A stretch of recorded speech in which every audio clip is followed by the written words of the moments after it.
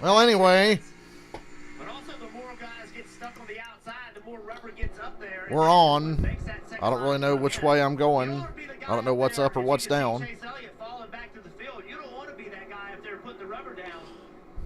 Hey, we're off to a good start. Bubba went from minus 19 to minus 7. Toyotas are looking very strong up front here at Bristol. Christopher Bell and Denny Hamlin starting to pull away from Michael McDowell. Chase was finally able to get back in line. Looks like conveyor belt Bristol right now. We're only 7 laps in. How did that rain just magically disappear? You can just settle in. You know you got a fast race car. You don't have to, drive up there and try to pass this 20. Sit here, ride some laps. Get some feedback on this car. I tried to start a fucking Spider-Man stream. Hilarious.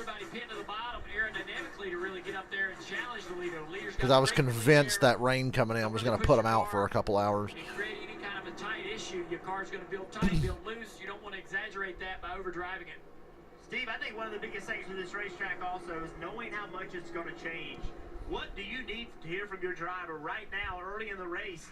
What kind of information do you need so you can make sure his car is good late? Well, what I want the driver to do is just tell me what he has. I already have a plan. I've watched all the races. I've seen how the groove's moved up. And I have my notes from last year when the groove moved up, how the balance changed. Jeff, I think it's a lot. I mean, look at this. It's described as, what, fighter jets in a Super Bowl? And that's what it looks like. 4 seconds on each straightaway. The driver doesn't have a lot of time to process. Just kind of give me the brain dump. Key the button and complain. Tell me everything it's doing. The 24 Byron got up the racetrack. Everybody's glued to that bottom right now. To the 54 of Gibbs. He's able to get back down. Glued. Literally. Didn't get enough rain to wash that shit off, so. The typical balance issue at this racetrack is being free into the corner. Well, 12 laps in, now 13 complete, and already race leader Christopher Bell, he is closing in. He's within a straight of B.J. McLeod to put. Oh my God. B.J. McLeod's going to get lapped. Bell and Hamlin have gapped the field by almost 2.5 seconds. See that yellow line right around the bottom of the racetrack? It's a painted yellow line. It's differentiating between the racetrack and the apron. When the treatment gets on that yellow line, it is very grippy, much more grippier than the concrete. This has been the most irritating start to a race I can ever fucking remember, mainly because of how it impacted me. All right, we're starting. Just kidding. Hey, we're cutting the engine off. Oh, cut them off. All right, we're about to start. Oh, it's raining again. Yeah, come back, park them on pit road 5 minutes later. Oh, yeah, we're starting. Like, thanks. It's the most irritating shit I've ever been a part of. Are we actually going to see a pass tonight? Because Michael McDowell's car is not going to be, he's not going to be good enough to hang third all night. God, the pace that Bell and Hamlin are cutting. 3-second lead for those two cars over the rest of the field. How are they legal?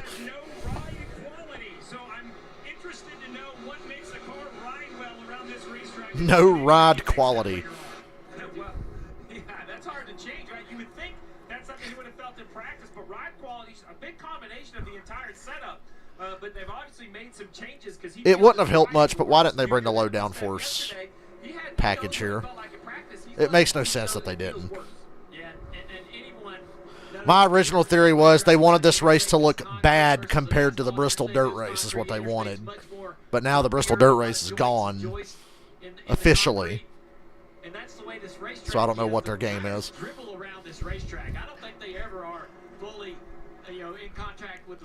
Suarez, last car on the lead lap already. Harrison Burton, the next car. Those are fast, generally solid cars. And this is going to cause Bell problems. See, Hamlin's looking to his outside to go for the lead. Hamlin's just going where they're not. So Hamlin said, okay, I'm not going to ride behind you. I'm going to jump on the outside in the second lane to see if I can make that work. Now, that forced Bell to try the middle lane. He gets a little bit of momentum on the 9. Oh, lap Travis going to make this race entertaining. It is. They flew by BJ, but they're having a hard time with Suarez. We know Suarez's car is better than this. Come on now.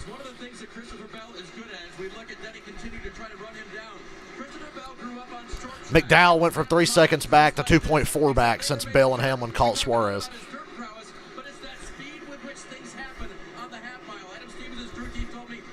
They're losing chunks of their lead every lap they ride behind the 99. together a run to be able to get to the inside of the 99. Not able to do it. And what do you expect the 99 to do? He's not going to let him go.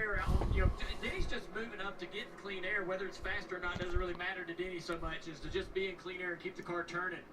And this is how competitive this field is. That 99 car that is racing to stay in the lead lap. And the 78's coming to try to get his lap back. The 99 slowed him up so much. For his life to stay on the lead lap. Daniel Suarez is not going to let the 20 by easy, and he is fighting right now. Every time the 20 was looking. It's such a one-lane racetrack right now. Oh, Bell got to his inside. Suarez slipped up off the bottom ever so slightly. Ugh. They lost a second and a half riding behind the 99. They got him up off the bottom, and now they can get him. They can get him, put him a lap down. And if you're Christopher Bell, you're hoping for a little respect from Hamlin behind. Hey man, there's a long way to go in this race. 28 laps in, Daniel Suarez is a lap down. I didn't see that coming. These guys, and you follow me. Let's you and I not race. We got a big gap to the guy in third to McDowell. Let's use some patience right here. Out front, he has led all 28 laps to this point. Christopher Bell. I'll be right back. Series playoffs from Bristol. Fast Pro Shop Sniper.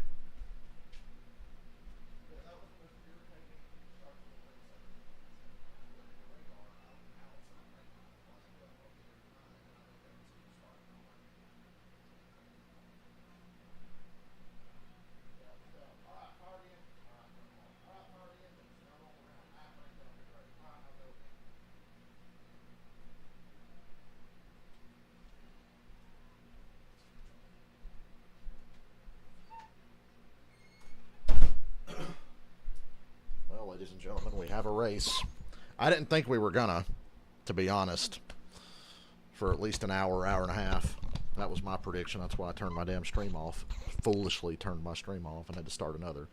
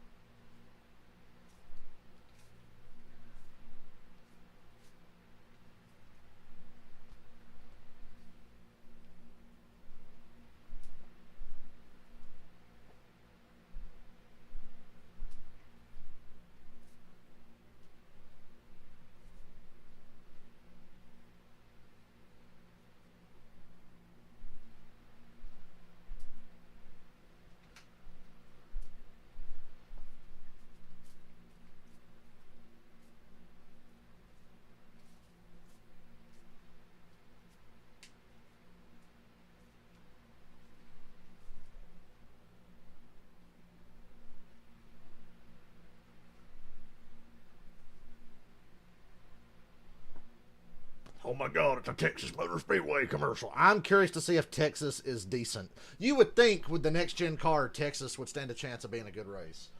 And it's only 400 miles this year. We're all grateful for that. My remote's not wanting to work now.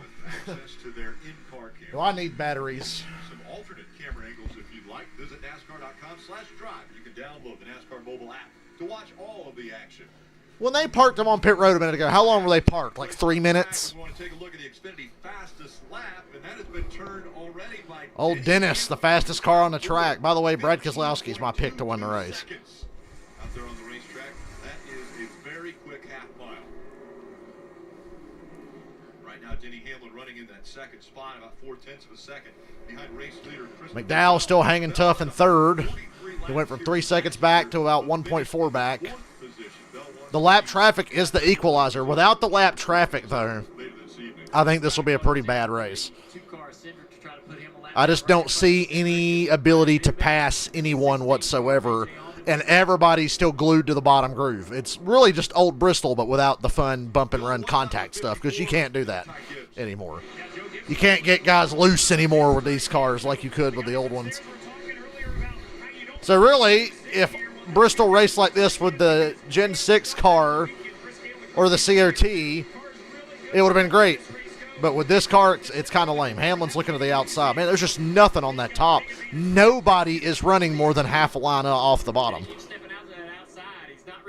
Not even the lapped cars. The lapped cars are just glued actually looks pretty good at the top of 3 and 4, Jeff. Yeah, I thought he almost made it work. He got there so close to making it work, and he just didn't have the exit speed to get it done. But it is getting a little bit better as we go here. Half a car length separating the top two with Bell and Hamlin.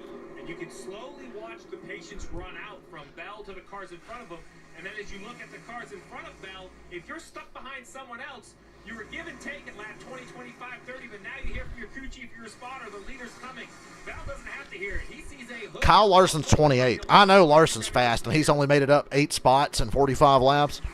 Right there in the middle of 3 and 4. He's not too far from being tail end of the lead lap here. If the 20 has any kind of a, But on clean racetrack, Bell and Hamlin cannot be touched. I think that the 11 can get to the outside. Whether that nets a pass in 1 and 2, I'm unsure. Yeah, see, I feel like he rolls the middle of 1 and 2 pretty well.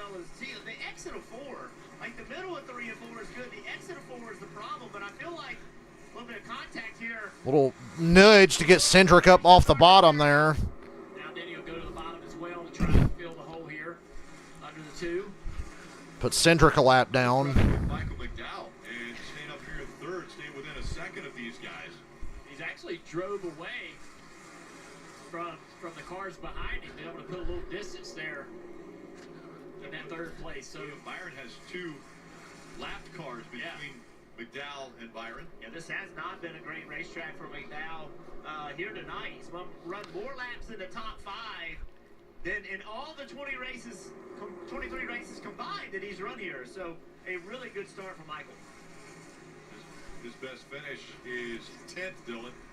Well, and the ride quality has gotten better, so I don't know if that's just a product of getting the tires more up to temperature or the racetrack coming in, but that quality has gone away from McDowell. They came in here with a lot of confidence, talked about the winning setup that they had in their notebook from crew chief Travis Peterson's work with Chris Buescher last year. It's starting to come together for them. The car is coming into the window exactly when they wanted to be here with 50 laps. That makes sense why the 34 is so good here. He's got Buescher's crew chief from last year. I didn't even think of that. To get into the playoffs, that big win in Indianapolis. And then I think, they've had the speed to advance. It really was just kind of all came apart right away at Darlington. They got into that accident and got behind with very few playoff points entered. Let's be honest, they weren't running worth the shit at Darlington before that deal happened. So Very big for his crew chief, Travis Peterson.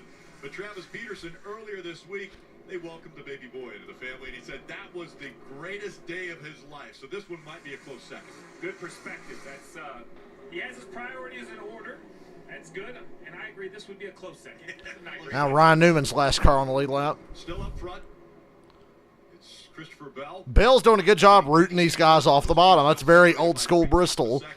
He's starting to get the hang of it. He was struggling early. Now he's getting right to these guys and taking care of them in like 2 laps. It took him like 5 to 10 laps to get Suarez out of the way. Has the 51 behind him now, so Ryan Newman, who's notorious for being difficult to pass. Just ask Tyler Reddick. Those racetracks where when you get lapped, you can't quit fighting. So many things can happen. So many different pit sequences get going on here. So many crashes get going. Getting lapped is not the end of your day. You've got to remain focused and recognize that, yes, you may have to play some strategy at some point to try to get a lap back, but you just cannot give up. Marty. Speaking of not giving up, Kevin Harvick in the 18th position right now, and he turned out some pretty terrific lap times over the last 10 laps. The problem is, once he caught Justin Haley right in front of him, his progress stopped. Harvick told me earlier this week, Dave, he said, listen, you have to have the bottom and the top to work here at Bristol in order to make passes. Harvick finding the sledding tough from 21st so far just to 18th. Chief Paul Wolf told me that he wasn't exactly sure why Joey Logano qualified 28th. They were off balance a little bit, but not that bad. We've been worse, he said, and qualified faster. He said the first part of the race, we've just got to start picking them off. Yeah, there is nothing to talk about in this race. Next-gen car sucks on short tracks. The end. 5 of Kyle Larson, really fast at practice, had issues qualifying. Thankfully, has already won if you're a 5 fan because he started in the back. And I've been watching him. He's back. We're not quite halfway through stage 1, and Larson's 25th. Searching that second lane with some success. We'll see if he does it again here behind the 3. There you go. He climbs up, and not a half a groove like the 11. He climbs the banking, gets the downforce, and just like Now Larson's making a pass on the outside on Austin Dillon for a position. Larson around the outside past Austin Dillon for 24th. And now look, the 43 of Jones is following him. So there you go, Larson. Widen this damn groove out, please.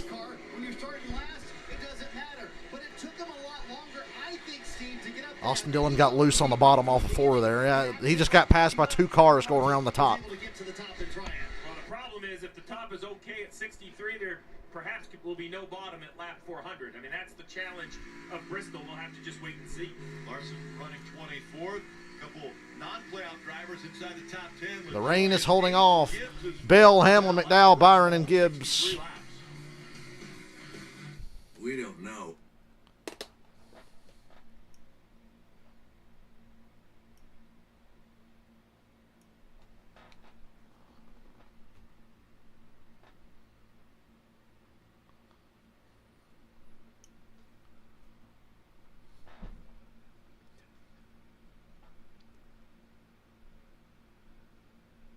How come when I load Facebook or Twitter to check for race stuff, I get the same goddamn tweets from like 5 hours ago every fucking time, dude?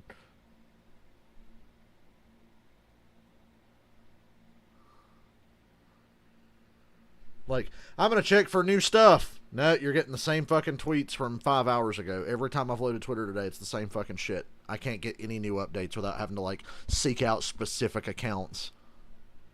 Oh my God, it's showing me new tweets. It showed me a Jeff Gluck tweet from 9 seconds ago. And then I scroll down and it's back to showing shit from 5 hours ago.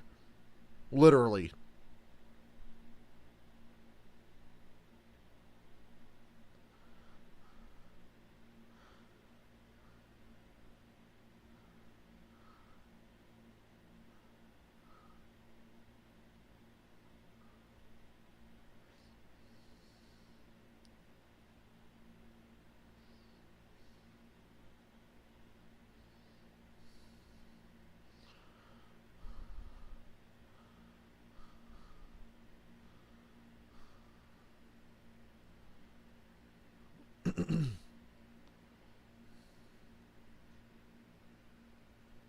And we have a caution at lap 69. Nice. AJ Allmendinger and Austin Cindric. Where have I seen that before at Bristol? Christopher Bell bump and run AJ to get him the hell out of the way. And then Hamlin goes to the inside. And AJ runs wide. Well, what happened? Why'd you cut away from it? Hits the wall, comes back down, and Cindric's there. Ooh, Cindric ramped. He got airborne. The front tires left the ground on Cindric when he hit AJ. Damn. Well, we have a caution, which means Hamlin and Bell are going to have a 5-second lead in clean air until they catch the tail end of the field. Pits are open. Briscoe's mastering the art of the Bristol, you know, nudge. I won't say bump and run, but he's moving guys out of the way to lap them. I'd stay out. It's so hard to pass. Stay out.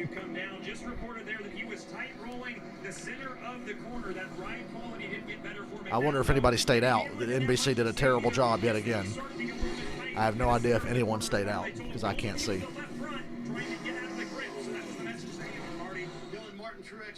Was in 6th for much of that run. Pretty happy with the car. Said just a little bit too tight, but free up on the straightaway. The interesting part here, Dave, is that rain is in the area. So rain in the area. Oh boy. Was really a complicated one for the crew chiefs. William Byron says he's tight at the 3/4 mark. That's it. I don't see that anybody on the lead lap stayed out. Well, Bubba. I think Bubba and Reddick stayed out. Who wins? Who loses on the first round of pit stops? McDowell and Keselowski take 2 tires to get ahead of Bell and Hamlin. Bubba Wallace and Tyler Reddick stayed out. That's the 2 I could see. So the caution comes out for Allmendinger and Cindric. And now Tough year for Cindric. He was just wrong place, wrong time there. Have a restart unless it fucking rains again. So annoying.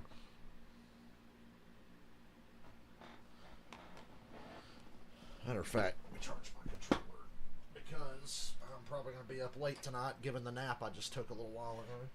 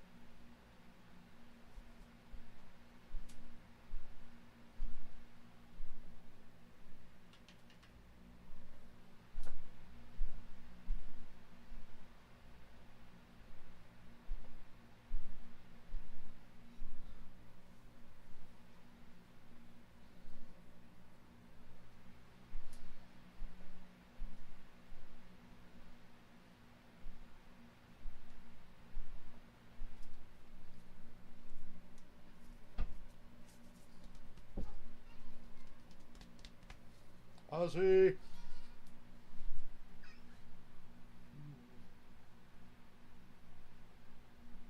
What are you doing, Ozzy?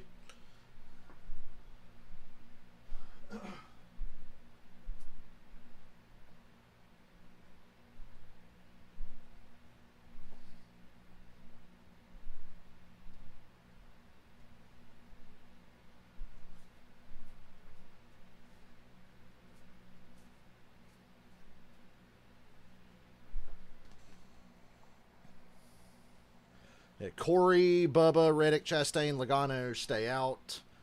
And Keselowski and McDowell took 2 tires. Jobs, voted America's best outdoor retailer.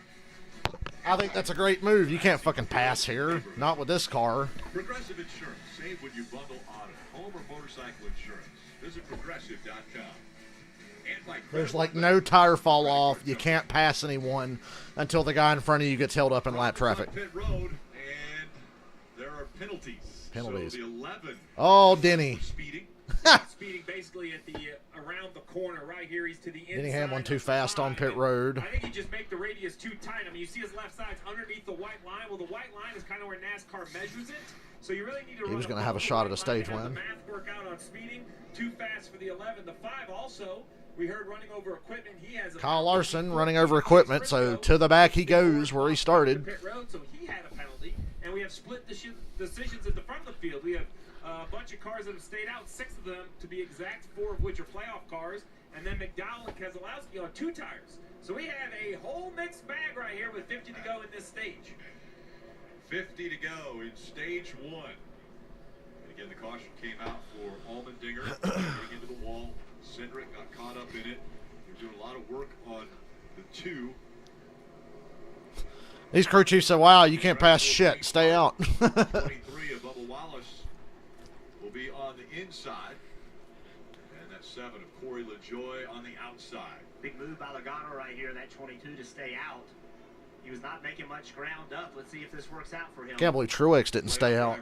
Wallace, Reddick, Chastain, Logano all starting in the top 5. Go back into the restart zone. And green flag back in the air. Good launch by Corey. Good launch by Bubba. To his inside. No pressure from behind either of them here. Oh, Bubba. Oh, loose under the 7 off of 2.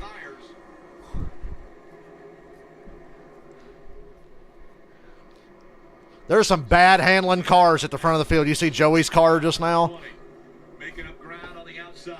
And you can see everybody trying Bill around the top with his 4 fresh tires. He's 5th now. to go a little bit quicker. And all Keselowski 3 wide in the middle with Truex and Bowman. see everybody just fighting to get to the Keselowski took 2 tires. Here.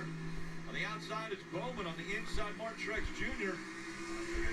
Running along with Blaney and then Advanced Auto Parts on board. That outside line's making some good progress. Outside line looks like it's coming in. Before the inside starts to It was just before that caution. You saw some guys moving up and making moves. And God, that's why they're all fucked up. Gilliland's up here getting in the way. look 3 wide here. Oh, Truex. Truex does not need to have another problem in the playoffs. He's currently below the cut line. Can he get back above it? Now that 38 forced up to the top. As you see the 54 and the 48. Side by side. Kyle Busch is going to try to get to the outside of the 38 here. Gilliland's going to give him a little bit of room. Kyle back to the outside. Now he's got the momentum as we look off the front bumper of Buescher's car. Buescher now getting to the top of the racetrack to try to do the same thing, follow the 8. Bubba is 16 points above the cut line as they run currently. Boy, I wish it would stay that way. Kyle Busch, 3 wins on the season. He told us before the playoffs started, he thinks you have to win 5 races as far as winning a championship. So he said, that's 2 more I've got to win here in the playoffs. I'm sure he was thinking about Phoenix as being one of those that he could potentially win to grab his 3rd championship. As right now, Kyle Busch running in the 15th position. Here's 4th. It's Tyler Reddick just in front of Christopher Bell. And Reddick stayed out. He's on old tires. Bell on fresh tires. Get And Bell, I think, he's just hoping over the next 43, 42 laps that those tires in front start to lose enough grip where he can be a little more aggressive. I mean, you can see he has a better driving car, at least more grip on corner exit. If Bell wins this stage, he wins the race.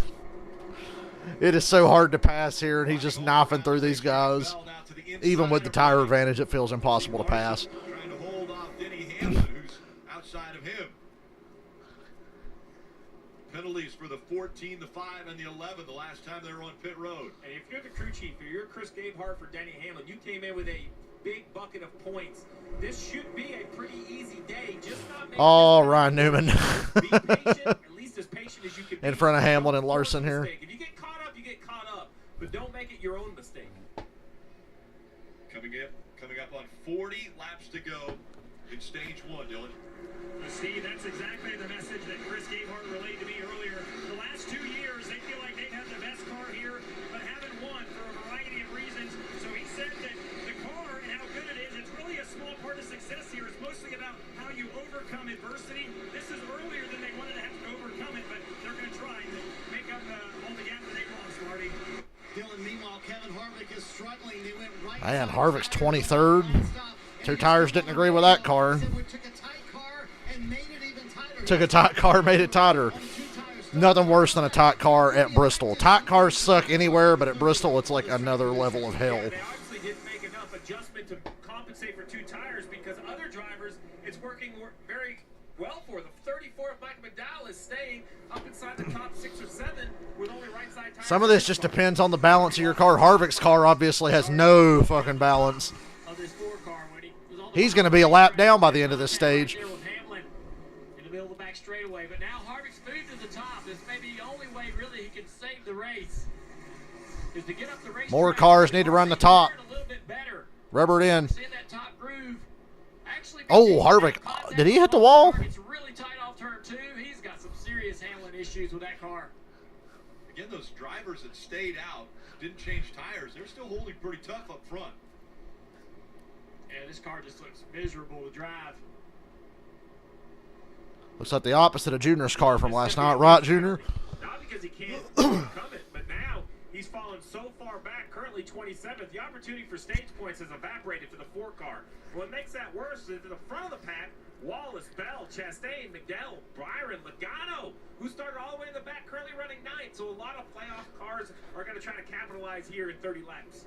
Playoff points so important when we get to the end of stage 1. Kevin Harvick, as we've been following, all the way back to 28th, Marty. And Harvick just said on the radio, this thing's just terrible right now. So Junior kind of walked me through a tight race car here at Bristol. In fact, Harvick, as I mentioned earlier, said we took a tight race car and made it even tighter. What's that like here? We do exactly what he's doing right there. You either got to put that left front tire on that yellow line. There's a lot of grip on the painted line. If you can be patient enough to roll around the bottom just like that, that is probably the quickest way around this racetrack for him to be able to survive. If you slip up and move up the racetrack, you lose a ton of time with a tight race car through the middle of the corner. The top of the racetrack's another option as he's tried that. He understands that this is where he needs to be right now, so stay on the bottom, Kevin, and try to do the best you can, hope for a yellow. I hope it stays green. So Truex and Harvick don't get any stage points. Although Truex has a chance. He's only 2/10 behind Brad, who's 10th.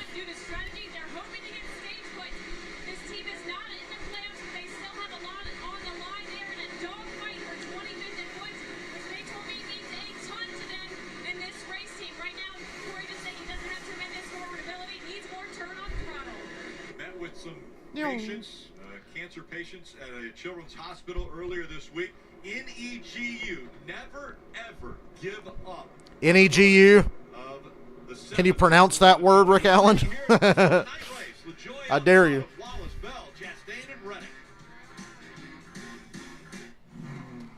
Then they had to one-up John Cena. His is never give up. Theirs is never, ever give up.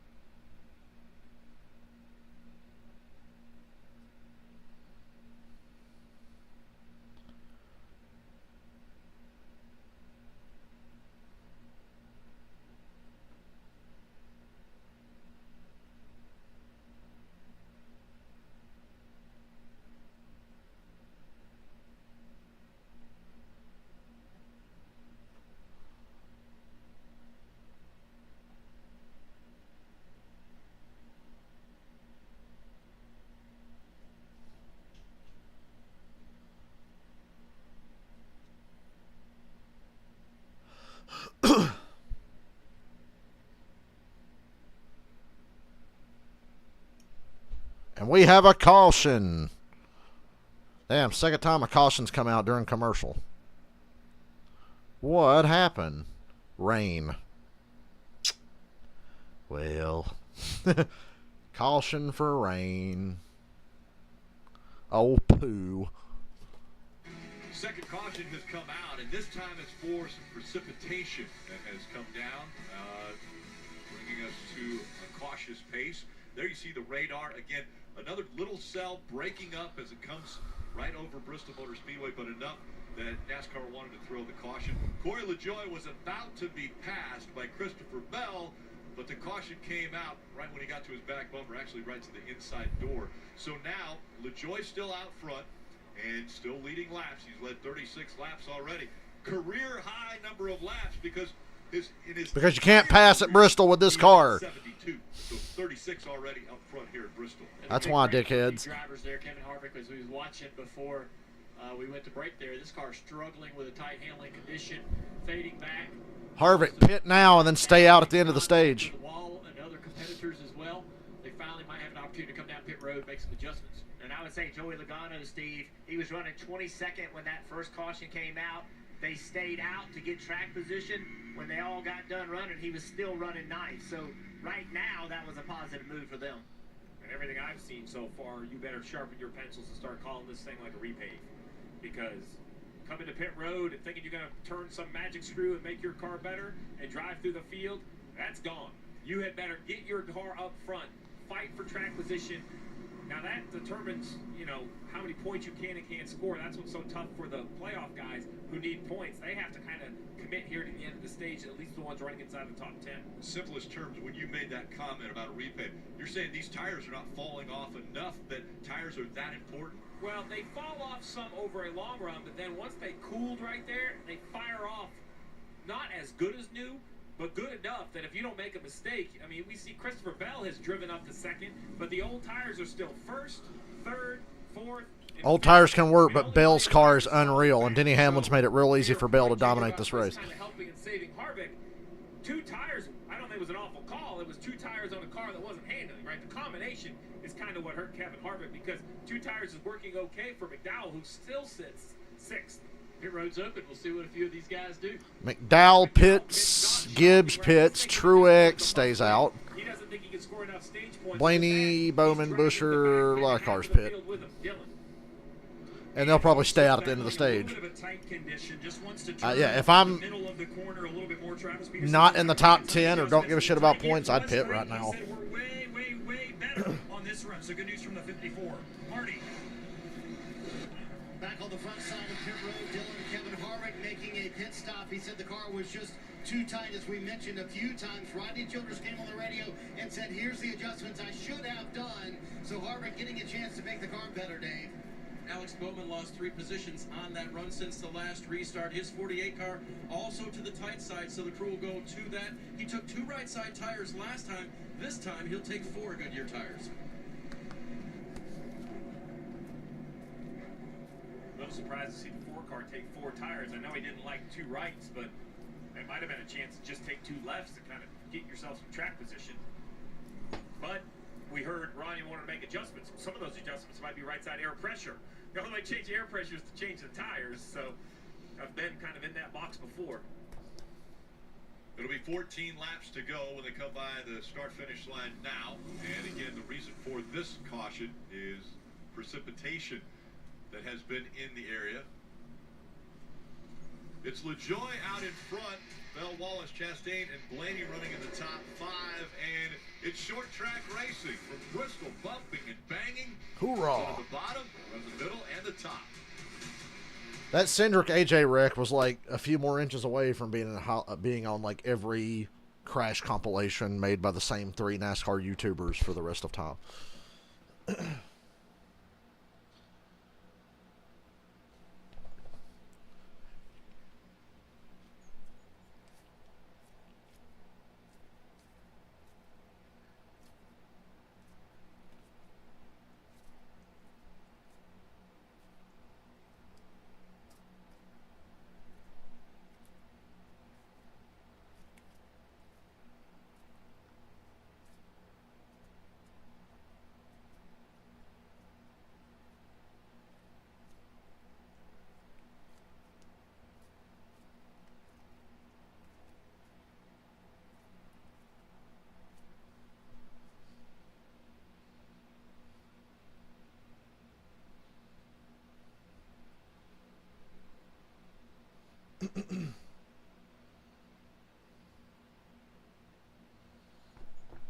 It's so hot in here. Let me just see how nice it is outside and see if I want to open my window. Hold on. It's getting to the time of year where I can have my window open all the time.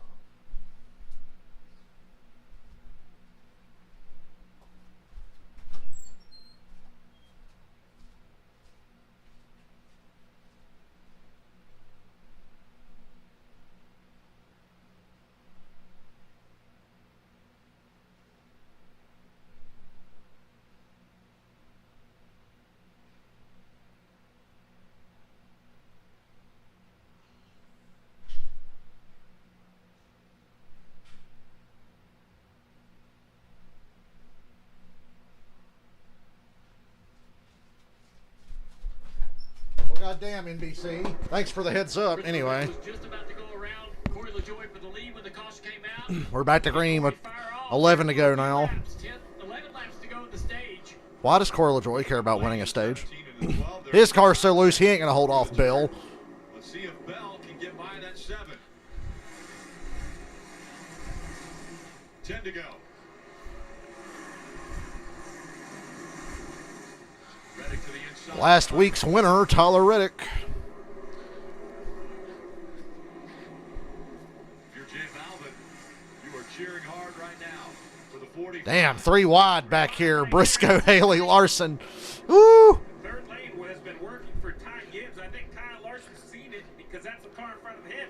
So he did the same thing, jumped up to the third lane. Now the 11's there, Junior. Yeah, Dennick actually got in the wall there just a little bit on the back straightaway on the outside of the 31 car.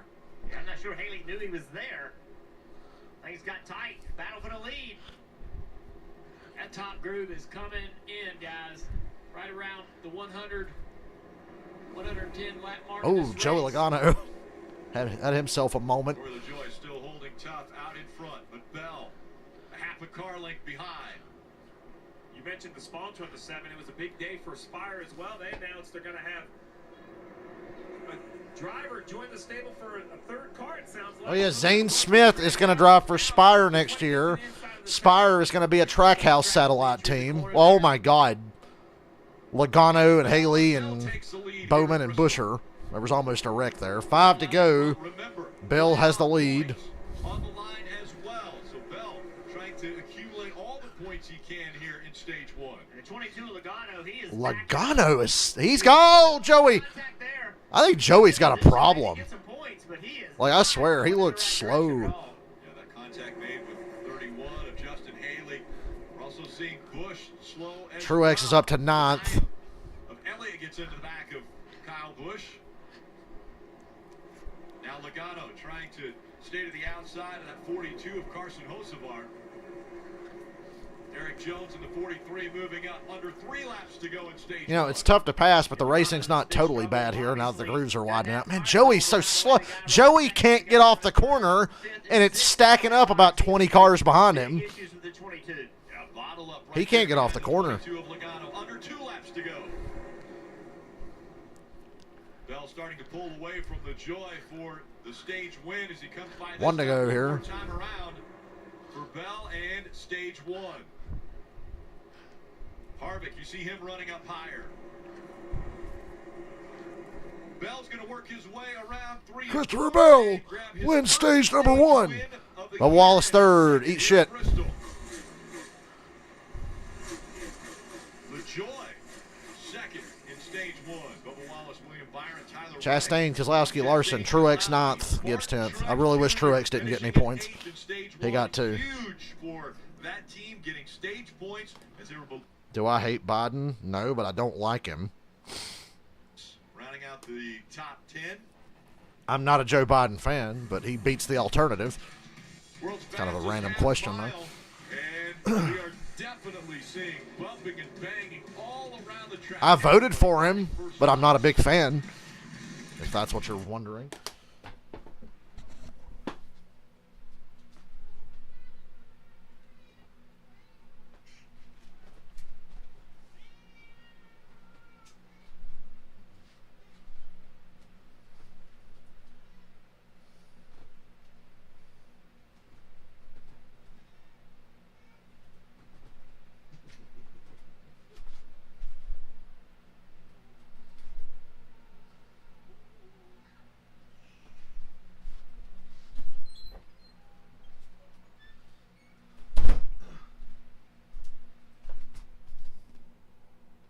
everyone's saying fuck Joe Biden. Everybody says a lot of things. Like I said, I voted for the man. I'm not his biggest fan by any stretch, trust me. I remember, and I don't want to get too deep into this, but I remember when he got the nomination a few years ago, I was like, ah, fuck. I was like, really? This is the best we can do? You know. But hey, whatever. We're not here to talk about that shit. We're here to watch a race. That Christopher Bell's going to dominate and put us all to sleep while we just wait for football to come on tomorrow. But I think the running order is going to get nice and shuffled here. Although, if I'm Bell, I'd stay out. Just pitted a little while ago. Just stay out. Stay out front. Strategies are all over the place. That's the one good thing about how shitty the racing is at Bristol with the current car. At least when cautions fall, they open up these crazy strategy opportunities. 2 tires, 4 tires, no tires, stay out. You know, stay out as much as you can is how I'd call the race. Bell can do whatever he wants. His car's that good. As long as he stays in the top 5 or 6, they can do whatever they want. Is intense as we saw the 19 and the 5. This is a fight for the 8th position. Initially, I had thought that the 19 crossed in front of the 5, but as we look back at it, the 5 noses just in front good. Of the 19 and that is a point. Yeah, I mean, it's 1 point, and okay, so if it's a 5 or 10-point swing at the end of the day, no big deal. But we've seen this go to the tiebreaker before, right? Who has the best finish? So 1 point could be the difference, and it was quite. JGR sucks Toyota as well. You think Larson really doesn't even have a dog? Well, it's factually incorrect to say they suck because they do not suck. I don't know if you noticed, but they've got the fastest cars out here. Hamlin and Bell, Bubba and Reddick are the fastest cars. Gibbs ain't bad tonight. But I'd say Hamlin, Bell. Hamlin had a penalty earlier, though. Then Reddick, then Bubba. They're the fastest cars. And it's not even fucking close, unfortunately. Tyler Reddick reporting just a little tight with each heat cycle.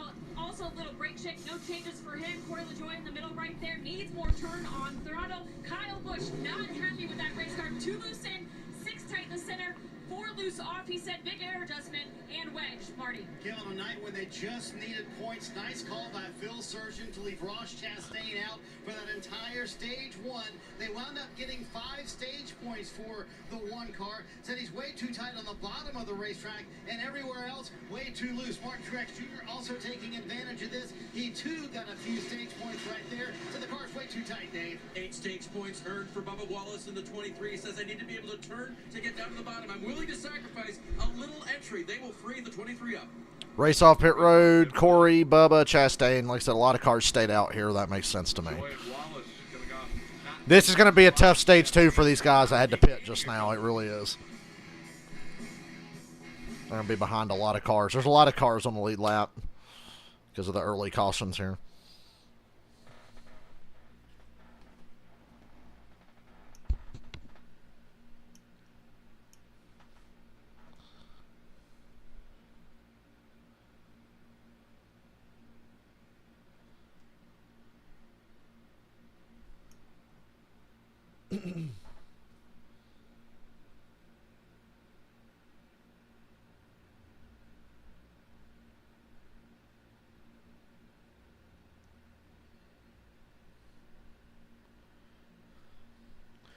They said 7 minutes. Jeff Gluck said, and they didn't show this on the broadcast, said Chase Elliott just punted Joey Logano at one point during that run. I didn't catch that. I don't know if they showed it or not.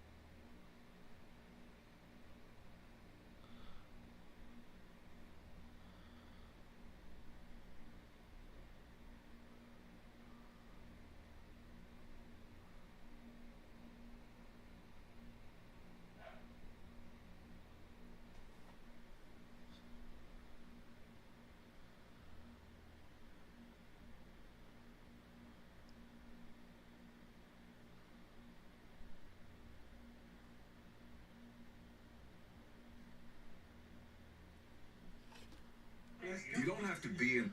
Oh, good God.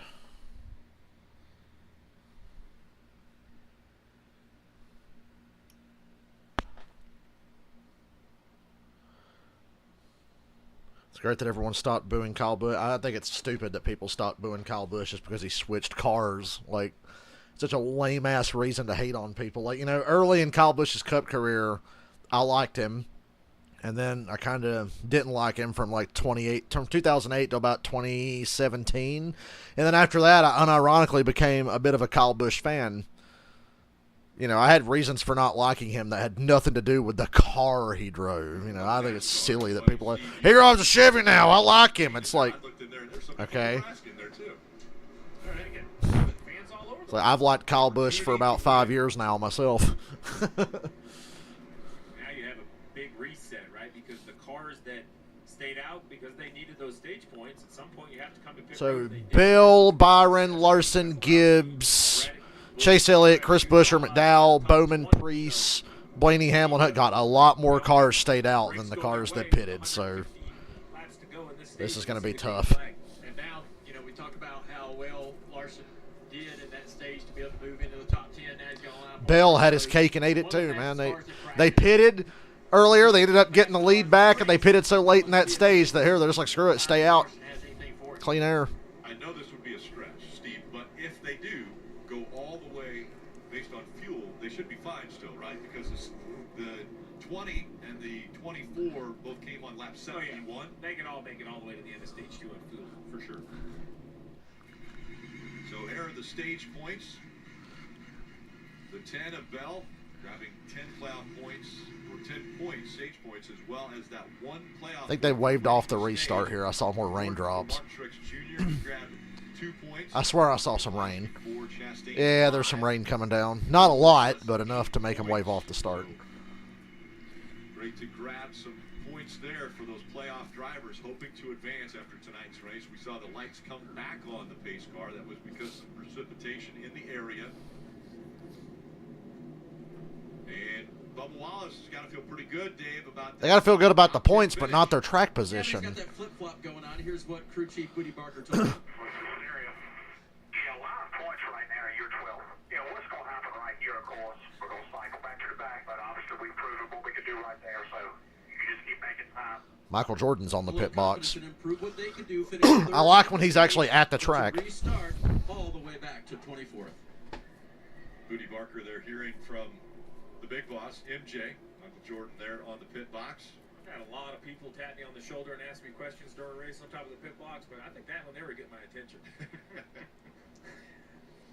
Some tells me he has an opinion about what's going on out there. You know what I love, though, is I agree, Jeff. I think he has an opinion, and he is dialed in. Dale, you and I had this conversation. It's impressive how many races Michael comes to, right? I know he owns the team and all of that, but he has a lot of things going on in his world and his life. We see him a lot at the racetrack, and he is up here dialed in. He wants to know how this is going to turn out. And the reason he has such a passion for this sport is because growing up in North Carolina, this was one of his favorite sports. He loved NASCAR as a kid growing up, and now as a team owner with Denny Hamlin owning 2311 and having great success as Tyler Reddick and Bubba Wallace both in the playoffs, and we're seeing the cars make. And we're coming down pit road. The track's starting to change colors. I see the asphalt of the apron's getting dark. Receive the green flag for stage 2. Here's another look at the radar again. Just some small cells as they break up here to the racetrack, but enough that they have decided to bring the field. And there you see it's starting to rain pretty coming hard. down. Bring the field back onto pit road. I guess I have no choice but to wait this one out. I thought we were going to get a longer delay earlier, and I stopped my stream and then look up 3 minutes later and see they've rolled back out on the track and they're going. So, I mean, this is irritating. The track has changed a little bit of color, which tells me it's gotten relatively wet. A little bit harder. Red flag. We're nowhere close to halfway. So. This evening, there's been some very light mists and light showers that have passed through, but this one has has the crew now making their way out there with the covers. Marty.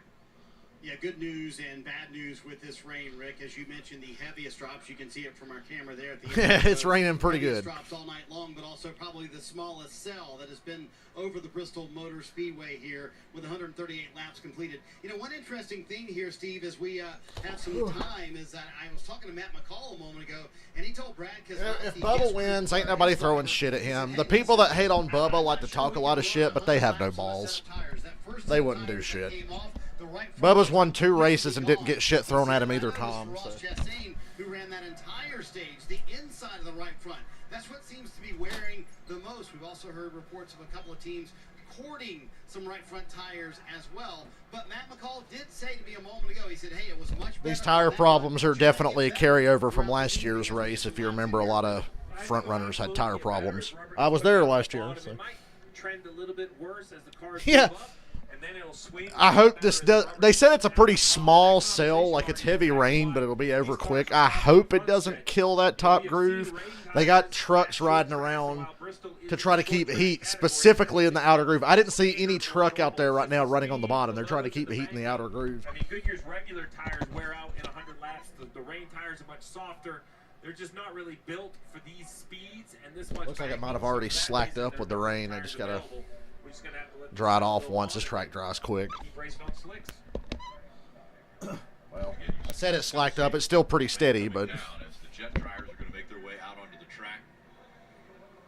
The other impact this has is we've been talking about the bottom, how dominant has it been. We've started to see the top come in.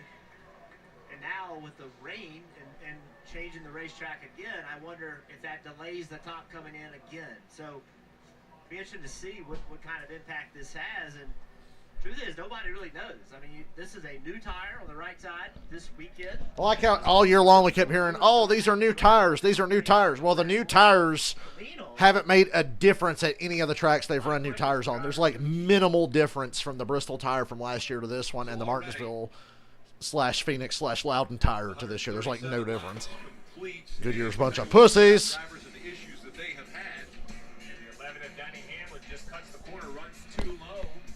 High-shaped timing lines get you in trouble if you run too low down on the pie. That's what he did. And while one Gibbs driver with an issue, the other Gibbs driver, the 20, wins the stage. And very tight battle right here. The 5 of Larson beat the 19 of Truex for that 1 point. It's amazing how 1 point can matter. We've seen it over and over. The difference between going to the next round and not can be just 1 point. Again, the round of 16.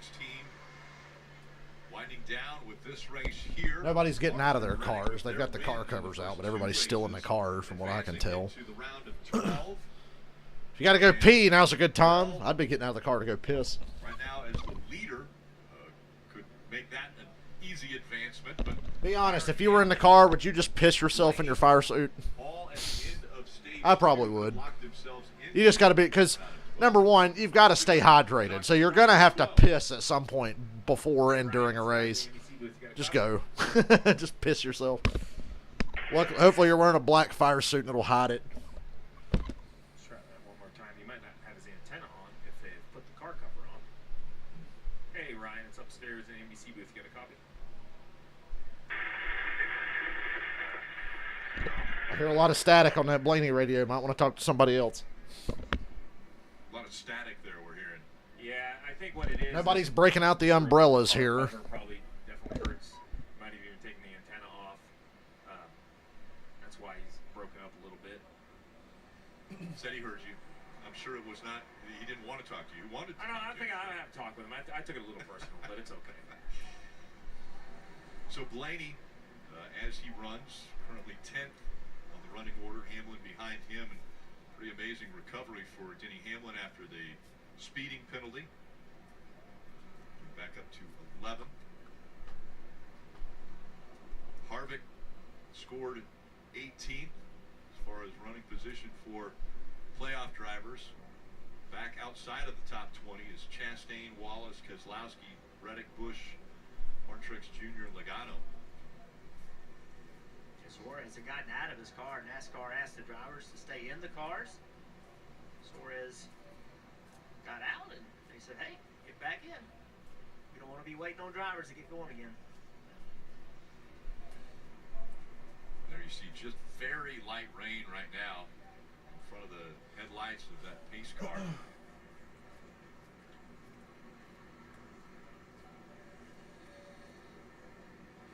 So while the cars have stopped on the road, we'll take a quick. I hate having to kill time during rain delays.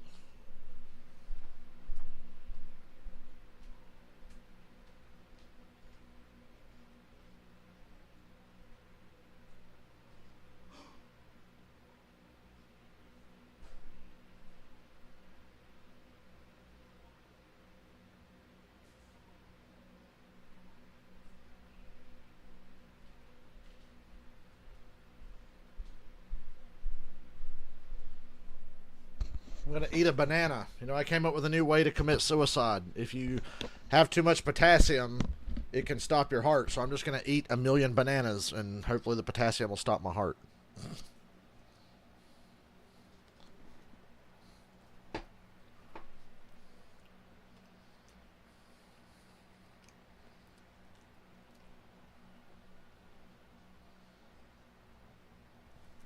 Let me try not to ASMR you with a banana.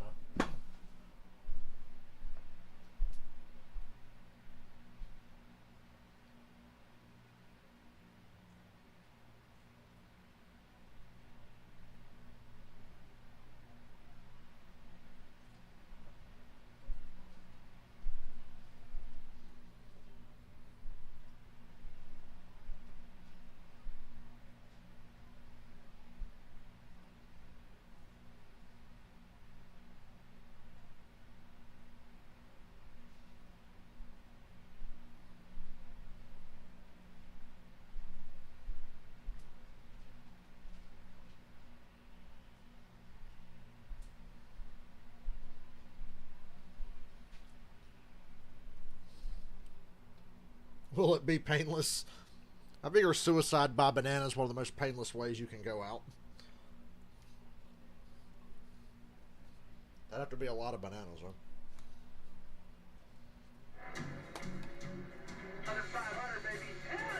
I was there! They're showing Darlington from a couple weeks ago. I was there. Just a little bit more. Hell yeah, buddy.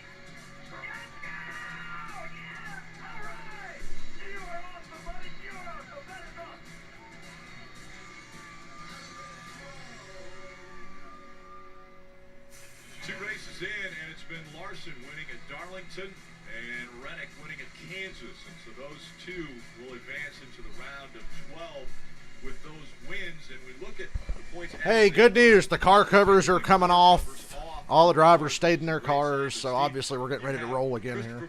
Leading this race, so he's up there above these guys fighting. Hopefully that's the last of the rain. It looks like it probably is. Stenhouse Jr., Logano, Martin Truex Jr., all right there around the cut line. Yeah, and we covered it live. Jeff Burton pointed it out. The 22 is in a really good spot, but that late yellow kind of shuffled him out. I think he was the guy that really missed out on those stage points, and I think that hurts. Even though he sits +9 feeling okay about it, this sounds crazy, but I think the big winner is Bubba Wallace. I mean, Bubba Wallace scored 8 points.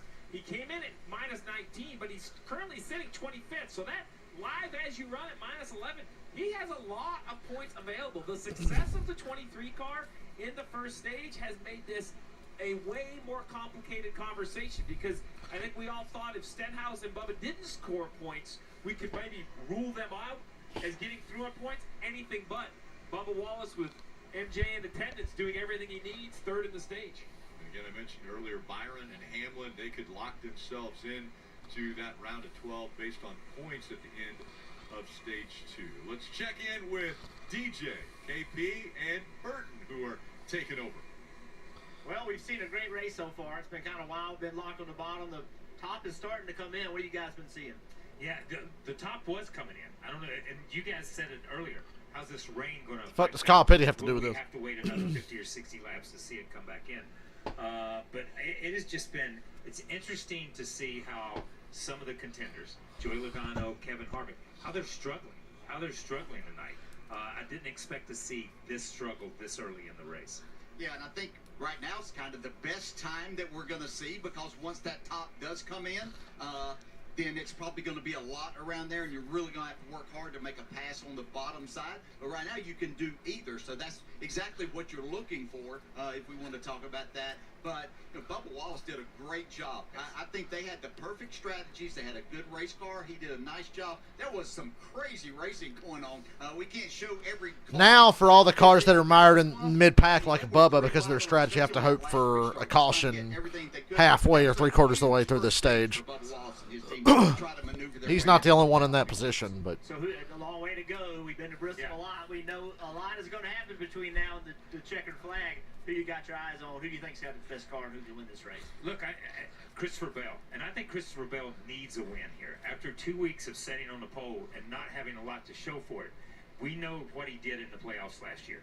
He was really, really good. Hashtag let's eat. The first round, second round, all we do. He's just not shown that this year.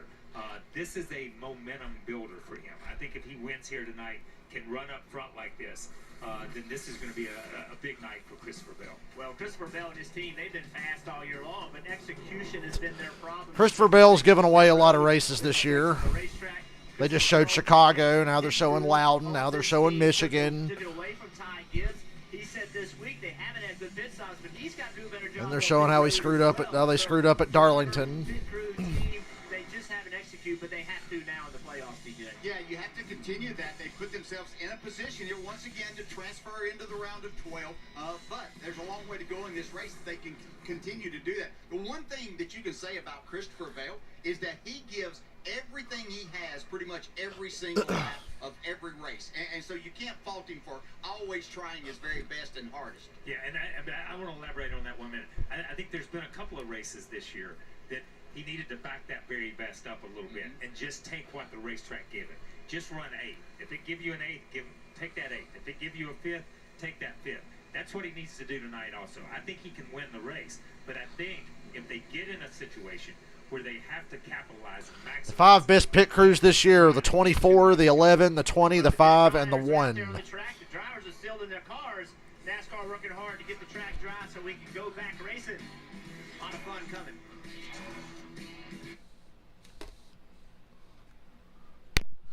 Still glad I didn't go to this race, because you think a rain delay sucks when you're at home. It sucks even worse when you're there.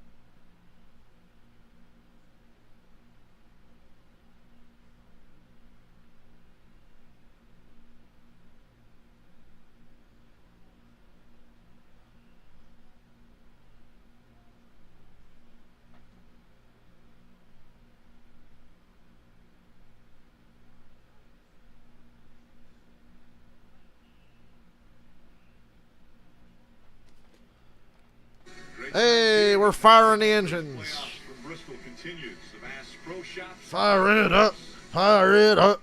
Fire it up. Complete. We're getting ready for the start of stage 2. All right, crew chief. So we've seen tires not be as big of an issue. Corey LaJoie went the whole stage, didn't have to change them. Yeah, I mean, track position definitely matters. New tires aren't a guarantee that you're going to drive through the field. And if you're watching and you're scratching your head trying to figure out where your driver is and how he got there because he was good and now he's in the back, or he was in the back now, hey, we're rolling. That's absolutely okay. We have 4 or 5 We're so back. going on right now. What really matters is, did your favorite driver score the points he did in the playoffs, and will he score more points in 113 laps? It's chaos. It's confusing. And the 41's not firing up. That's Bristol.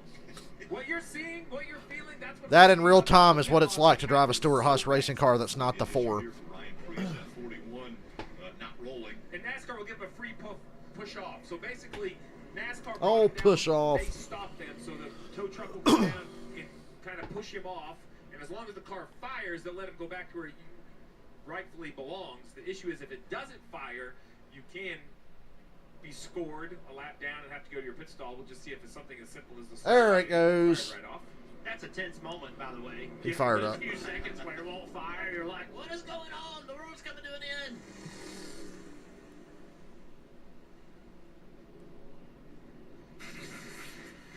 We talk about tense moments. They're gonna show the Daytona flip again.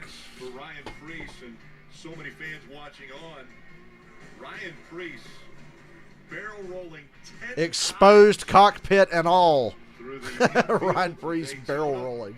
landing on his wheels, and then what a great sight seeing him climb out of that car.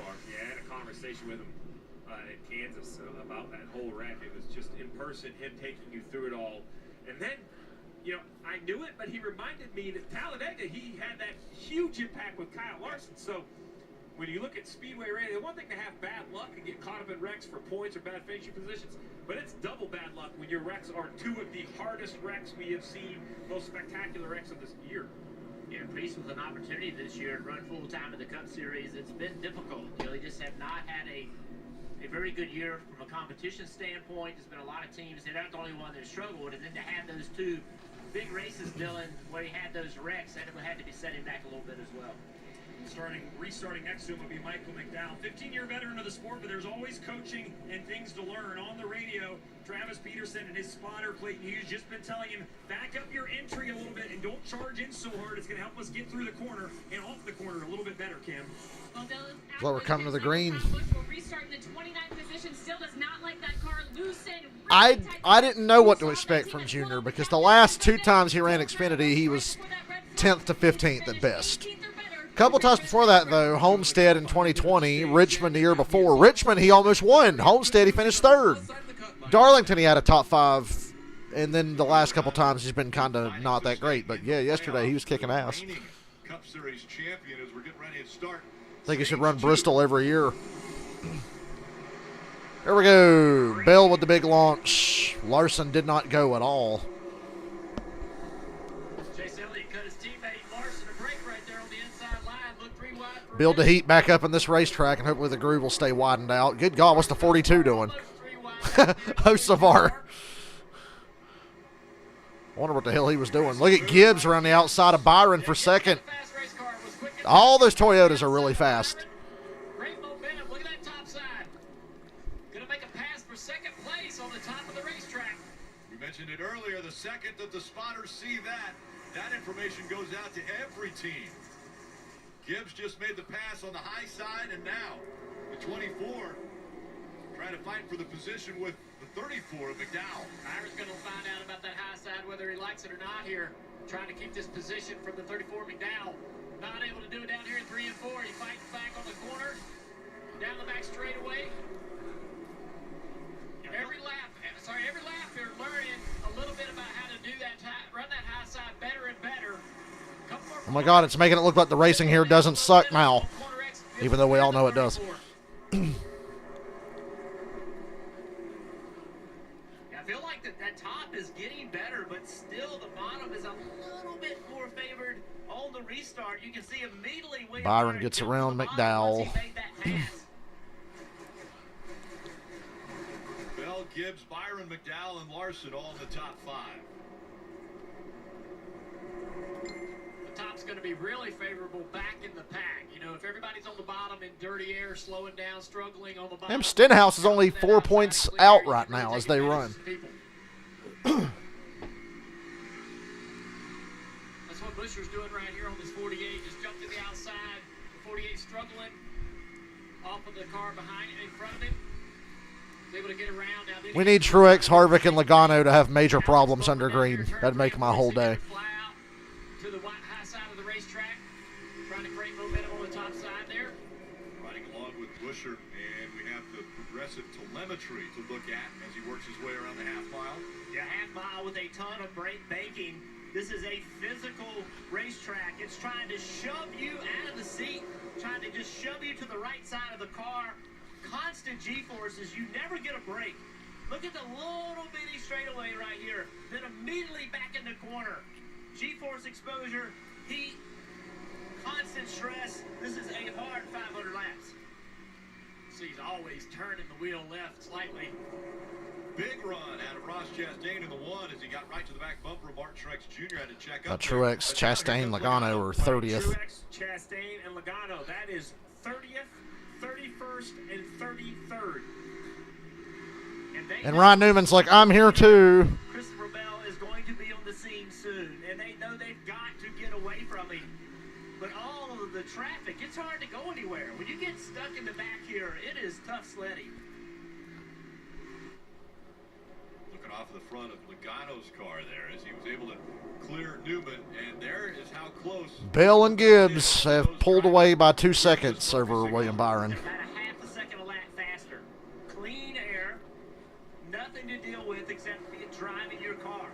All of these guys are in the middle of this fierce battle. They can hardly focus on driving the car. They're just focusing on the people around them. It's a major advantage. Larson's got a pretty good car. This is the first time he's had track position. He's passing guys around the top. He's been doing that all night. He was the first guy I saw successfully running the top. It was crazy, Rick, as Kyle Larson restarted second, fell back to sixth immediately, and then stormed up through the field down to fourth by running that higher line. So Junior is someone who loves to run the high line. Larson called this before the restart. He said the high line is going to come in quickly. How did he know all of a sudden it was going to come in before they even restarted the race? And I think actually what he saw was young Ty Gibbs using that high line on the earlier restart. That was the one. I saw the 5 car of Larson see that 54 car up there making time, and he jumped up there and started doing the same thing. Was able to drive into the top 10 using that high side. So you can see the rubber being laid down, and this guy knows how to run the top better than anyone else. He cannot wait for that top. He is the one anticipating it more than anyone else in the field because that's. He looks faster than William Byron right now. There he goes to the top of the racetrack here. But the Toyotas are untouchable. More than any other car when they get out front. Big momentum down the straightaway, right back to the top again, into the throttle way sooner than the car on the bottom. Look how he closes down the straightaway. Do this lap after lap after lap. Eventually, he'll be on the right rear quarter of the 20. Denny Hamlin's back in the top 10. They are watching him and watching the Cowboy, I'm right there with you. They're starting to relay that information. Bubba got 8 stage points in stage 1. Strategy sent him to mid-pack, but he's picking his way back to the front. And he's having a hell of a lot better race than Truex, Logano, Chastain, or Harvick. They're struggling pretty bad. So, yeah, he's definitely in the hunt. Hell, Stenhouse, like I said, Stenhouse is back in it. Stenhouse is only 3 points out. 2 now as they run. He and Bubba are both 2 out as they run. Larson's like, hey, I'm not going to show you my moves. I'm not going to show you the line I'm running. I'm going to go back to the bottom of the racetrack. How frustrating is that, Dave? What Bubba and some of those guys need is a caution in the middle of this stage, and they'll stay out. And I'm assuming the rest of a lot of the field will pit, and they can get their track position back and steal the points again. That's what they need. Yeah, once the 5 got the clean air, he really didn't need the top of the racetrack anymore. He could go right back to the bottom. And Larson made another pass on somebody on the outside. William Byron doesn't learn much about the top of the racetrack. He's still going to keep trying to work up there to find some speed. But I think when you have clean air, if you have a fast car, no matter how, where you are on the racetrack, if you've got clean air, you want to try to run that bottom still. But when you get in traffic, you can use that top side to move forward. Here's the 20 car. Battle for the lead maybe in lap traffic. Ty Gibbs closing in that 54 car. And this 20 is right behind the 22. There is 1 car in between them. Joey Logano running the top. Logano is 32nd, about to get lapped. Yeah, Joey's last car in the lead lap now. Joey Logano is racing for his year right here. I mean, that's the intensity he's got to have. He cannot afford to go a lap down. He ain't going to have no choice. Damn, he left the bottom wide open there. Go to the bottom, Joey. Just run the bottom. Just mirror drive. Joey Logano is the best defensive driver in the history of NASCAR.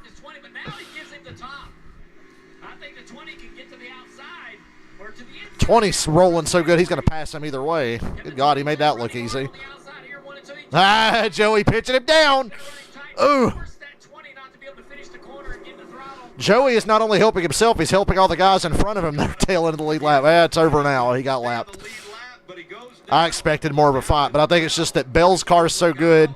Both lines have come in to the point where you can't just run one and stay in the way like we saw Suarez do early in the race. So now it'd be a lot harder to stay on the lead lap.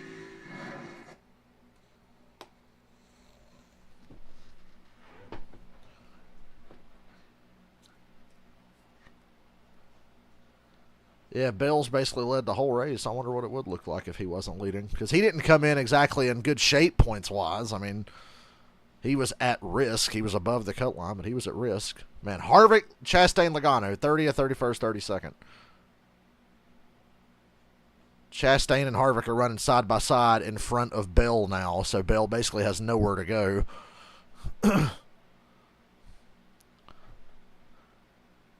I should be on the team radio. Hey, you run high, I'll run low, and we'll both stay on the lead lap as long as we can. Oh, man, it's giving Bell a lot of trouble. Here comes Larson for the lead now because of this. But neither one of them can go anywhere. Ooh, Harvick got really... I thought he bounced off the wall there for a second. Remember, Larson's locked in. He won Darlington.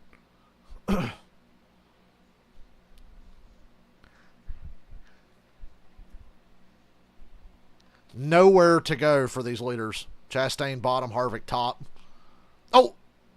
Gibbs has caught back up to Larson and Bell.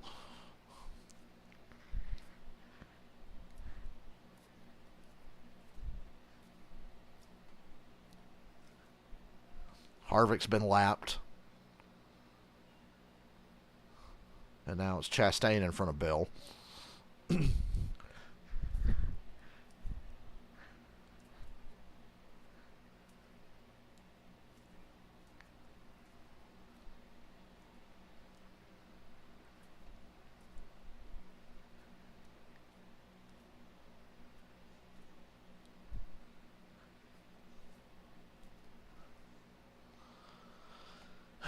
It's a Roval commercial. I'm not going to the Roval this time. After last year's Roval race, I think I'll pass. Two things. The Roval race last year was awful, and I was there. And Watkins Glen was so bad this year that I'm like, yeah, I'll pass on the Roval. Not that Martinsville's going to be great. I'm going to Martinsville, but hell, it's the race that sets the Final Four, so of course I'm going. NBC Sports coverage of NASCAR on USA is brought to you by Applebee's. Now that's eating good in the neighborhood. And by Bass Pro Shops, voted America's best outdoor retailer. New leader in Bristol, Kyle Larson in the 5 has taken over the top spot from Christopher Bell. Yeah, he worked that traffic a little bit. Take a look at, goes to the top of the racetrack. Christopher Bell thinking that the 1 is going to go by the 15 here. He's not able to really. It's the most low-key lead change I've ever seen. Momentum's with the 5 on the top of the racetrack. He's going to finish the pass on corner exit here. Chastain's been able to stay right ahead of these guys as they continue to work by lap traffic. That one car up there, he's working as hard as he can to keep that car on the lead lap. And don't count out that 54 of Ty Gibbs. We have seen him consistently have speed on weekends, has not really been able to put the races together, but don't count him out tonight. Guys, the points right now, take a look at this right here. Oh, my. I mean, when we showed it, right? 1 point, the 5 and the 19. That's why every point matters. Logano, Wallace, Truex, Harvick, Stenhouse, even McDowell, all stacked right together. Truex is literally just a straightaway ahead of this 5 car. Hey, Truex is about to be tailing the lead lap. Tries to work around Chastain. This will be a tough pass. Watch the road be the best road course race. Yeah, I'll do everybody a favor and stay home so we guarantee that that happens. Larson works the bottom of the racetrack here in 1 and 2. I'll do you all a favor. Almost contact right there. Back to the bottom in 3 and 4. Larson struggling with Chastain here. You said it. It's going to be a tough pass. Chastain is not going to give this up easily. That outside is starting to come in. I feel like the 5 is a better car. But Chastain doing a great job, Marty, on that top lane. Yeah, he's doing a fine job. And he clears Chastain. Driver to go down the lap. The problem for Ross Chastain, Jeff, is that he's too tight right there on the bottom of the racetrack. But as soon as he gets off of the sticky Chastain is one lap down. He's way too free. So when you're too free, Jeff, Harvick and Logano are trapped one lap down as well. Yeah, it's the bottom is always a little bit tighter. You would think it would be the other way around. The top, you don't have to turn the steering wheel quite as much, but you just do not have as much grip up there when you lose. See Chastain way up the racetrack right there. We practice in the grip all weekend. That grip gives you a false confidence of how much right rear grip you have. So that grip in the bottom of the racetrack, the treated part, is really going to make the car feel great all weekend. We never move up the racetrack until the race, right? So you never know once you move out of the grip what the car is going to do. Is it going to get tight? Is it going to get loose? Once you do move out of that grip, you'll find out, and you'll need to work on the car. Now Gibbs trying to get by that one of Ross Chastain as well. So Chastain has gone a lap down. As Marty just mentioned, Logano and Harvick also a lap down. Those playoff drivers fighting for every point. Well, there's 59 laps to go with the stage. So, I mean, Why does this stage feel like it's taking so long? 59 laps around here. These ill-handling cars are only going to drive worse. Kyle Larson now putting the 95th green flag lap on his set of tires here. Just like to point out, Larson's in my Final Four predictions. It was Larson, Byron, Truex, and Hamlin for my Final Four. Although Truex is about to ruin that by sucking ass here. All around the racetrack. Well, on top of that, look who is in front of the 5 car. Truex is right there. That shows you. Lap that 19. Earlier, didn't get tires, gave up track position, and now he is in danger of going a lap down. Truex running in the 24th spot. Marty. Well, Rick, all of these teams have pitted at lap 130, just struggling to make it through the field, including Martin Truex Jr., who is also struggling with the handling of the race car. See, too free off the corner right there. Steve, to the point you made a moment ago about the 5-car Kyle Larson and Cliff Daniels. I asked Cliff Daniels, did you see any tire wear issues? He said, we have not, but we might on this run. He said, you got to remember, we started 36 today. We weren't going that fast when we came up through the field, but now that we're running up front and Kyle is pushing the car harder, I'm interested to see this set of tires when they come off. Yeah, it's a great point. I mean, pace, load, all of those factors make a difference. And just, the lap time wasn't available. Here comes Bell once again, fighting that high line and looking to. Battle for the lead in lap traffic again is really good. But it's only happening because lap traffic. If they were on clean racetrack, whoever's out front would be gone by like 5 seconds. Right now, Briscoe trying to stay on the lead lap. Nobody wants to go a lap down here this early in the race. So they're going to make it difficult on the leader. That's going to allow the 20 of Bell to close in. He's going to take the lead right back. But he too finds the same challenge of dirty air at the top of the racetrack. So it's not an opportunity lost for the 5. The 5 of Larson can regroup. Allow this 20 to handle the hassle of trying to put these cars a lap down. Yeah, Bell's back to the lead now. Go up there and do the dirty work. Bell's done it again. He's led 130 laps here and counting. This is the worst aero I've ever seen at Bristol in my entire 29 years of existence. So after starting on pole, The race isn't a total stinker, but man, you can just see the aero problems on a short track. Look at the Toyota driver update as we talk about Seabell. Laps led continuing to rack up as Larson had gotten by him, but now he has fought back and is back in front of the field as he tries to put Briscoe a lap down, going to the inside. He's got Harrison Burton just in front of him. And this will be almost impossible. It allows the 5 to close back in, try to take that lead back. Here comes Denny. What happened to the 24? He slipped back a few spots. Denny Hamlin off the corner. Denny checked up. There's the battle again at the top of the screen for the lead. The 20 trying to lap Briscoe, can't get it done. Larson running the top, just closing in ever so slightly with the momentum off the top of the racetrack. Right about now is that caution we need for the guys on the Bubba Wallace strategy. We would need one right about now. Different lines becoming prominent here as a lot were running at the bottom of the racetrack. Now everyone is starting to migrate up, run higher lines here in Bristol as we see Hamlin.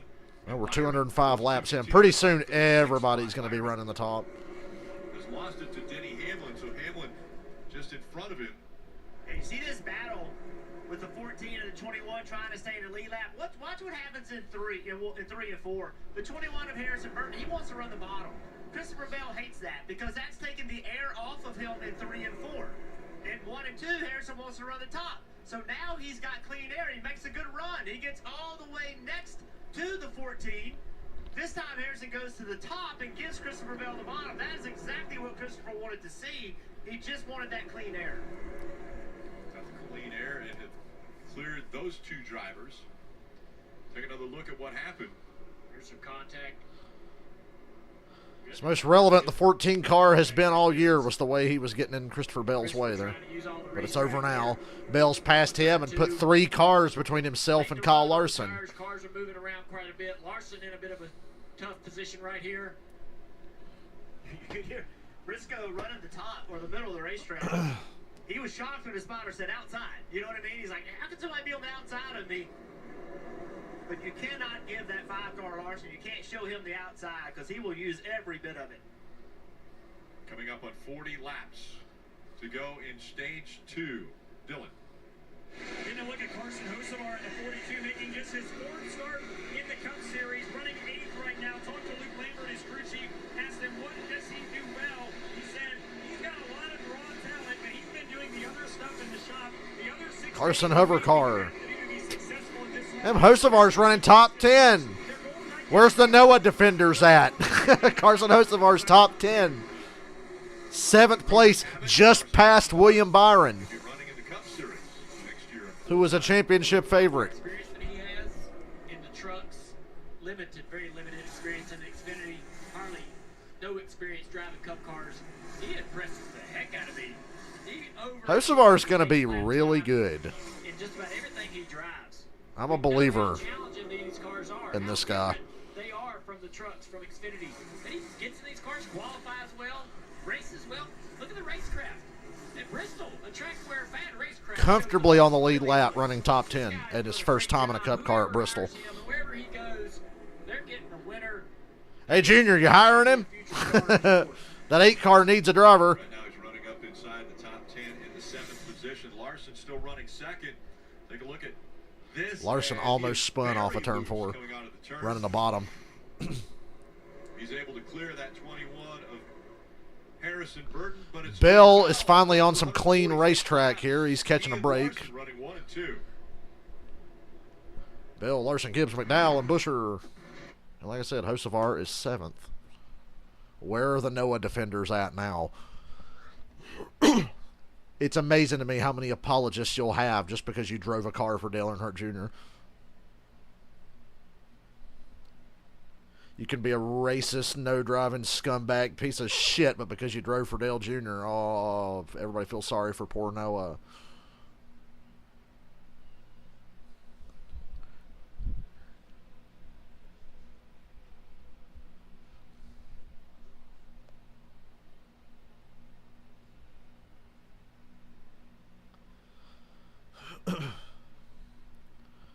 I'm hungry.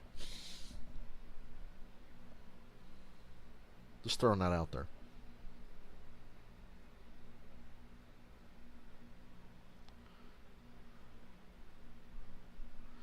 Gonna be a great day of football tomorrow. I'm excited. Waste another Sunday staring at the television.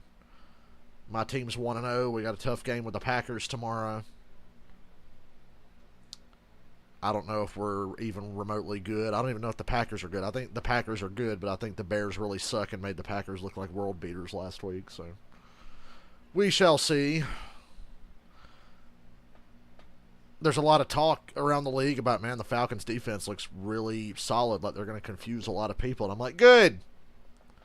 Let's get 10 takeaways a game. Is that unrealistic to set that goal, 10 takeaways a game?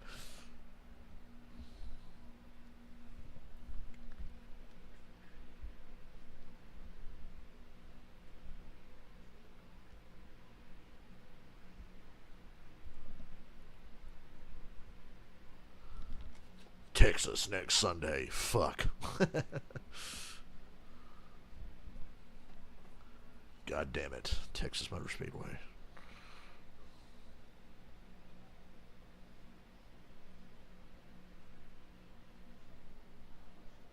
Let's get it over with next week, shall we?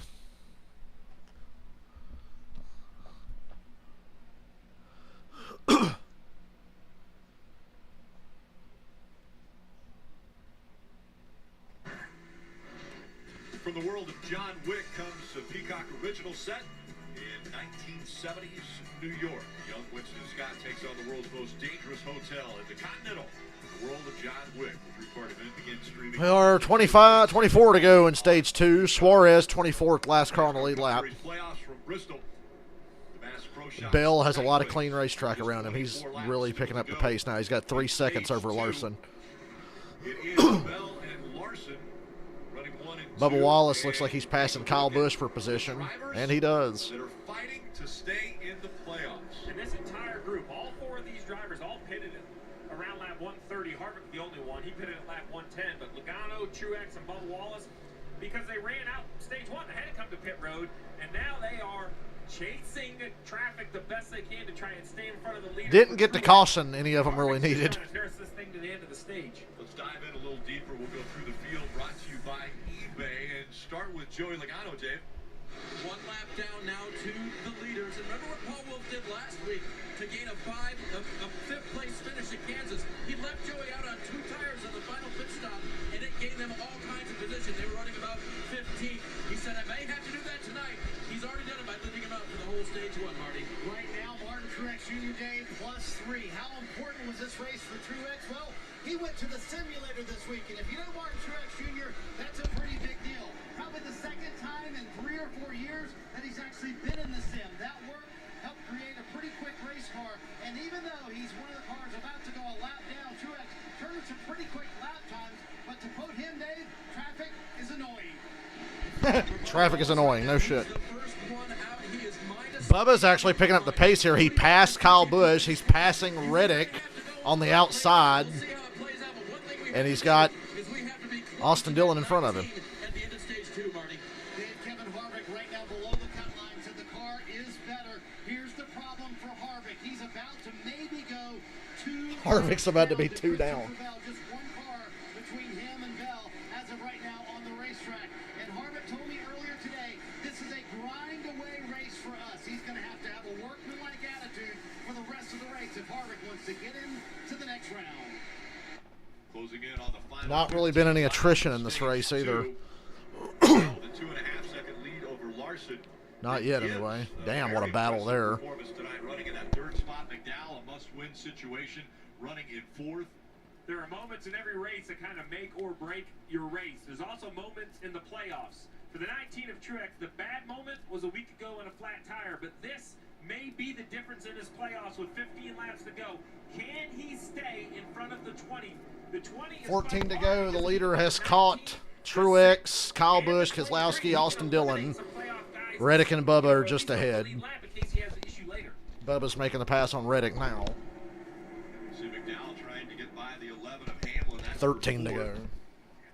Hocevar in the picture there in the 42. I'm getting real hungry if I'm Christopher Bell. I see that 8 car, he is a playoff guy. I see the 6 car, he is a playoff guy. I want to lap these guys, big time. Go, we need all these points. There's a real chance we can find our way in. There you go. They're telling McDowell, unbelievably, Michael McDowell can still point his way in, and he's fighting for position with Hamlin and Hocevar right now in the top 10. McDowell came in 40 points out. At the end of stage 2 here, he's going to be about 10 or so. So, yeah, he could still point his way in. I didn't think that was going to be even remotely possible. But Harvick, Logano, Truex, Chastain, and Stenhouse have sucked so bad tonight. Although Stenhouse is 12th, but he's not getting points. He needs points. Yeah, the 8 had to check up as well there, and Bell slid right up behind the 8 of Busch. Now, we'll see if he dives back to the bottom of the racetrack, but he can't. He's got the 16 of Allmendinger down there. So now Bell goes back to the bottom. Laps winding down here in stage 2.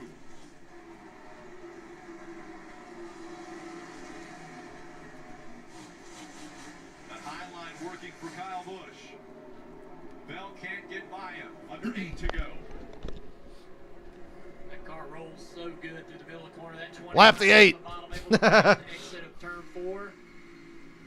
Makes it dangerous running that bottom when your car is not handling well. It's hard to beat the 20 when he can get around the bottom of the racetrack so well, right through this part of the racetrack right here. Longest green flag run of the night, I think. Still very patient on the throttle. On corner exit, try not to spin the tires. Try not to slip the back of the car.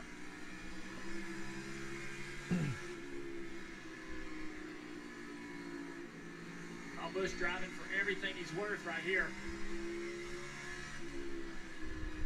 What a comeback for Hamlin to be fourth right now. So many races in this racetrack been so good. You know, coming into this race, he wasn't thinking he was going to be battling just to stay on the lead lap.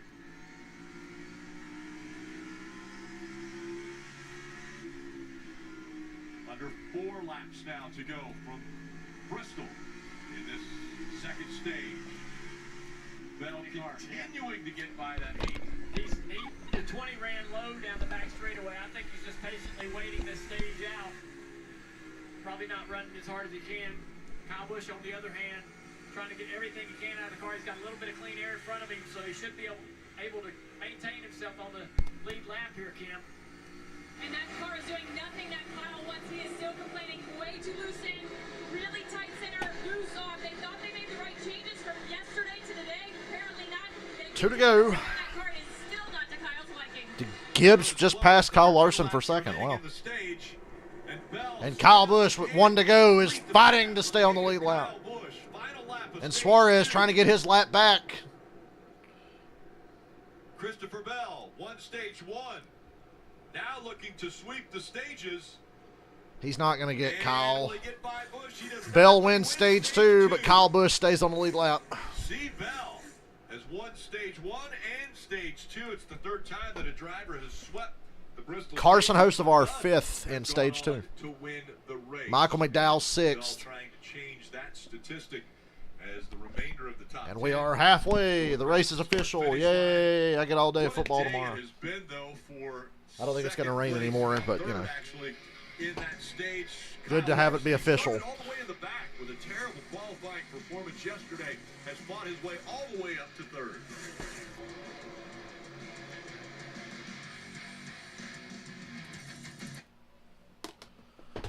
Be right back.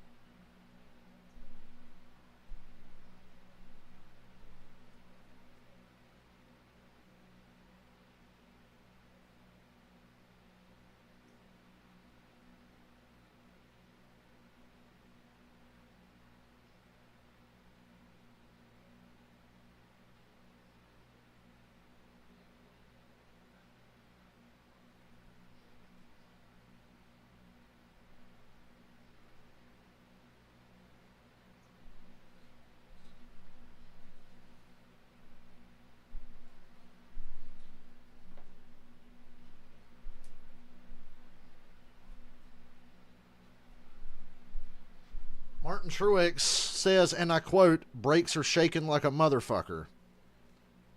And what if Hocevar wins this race?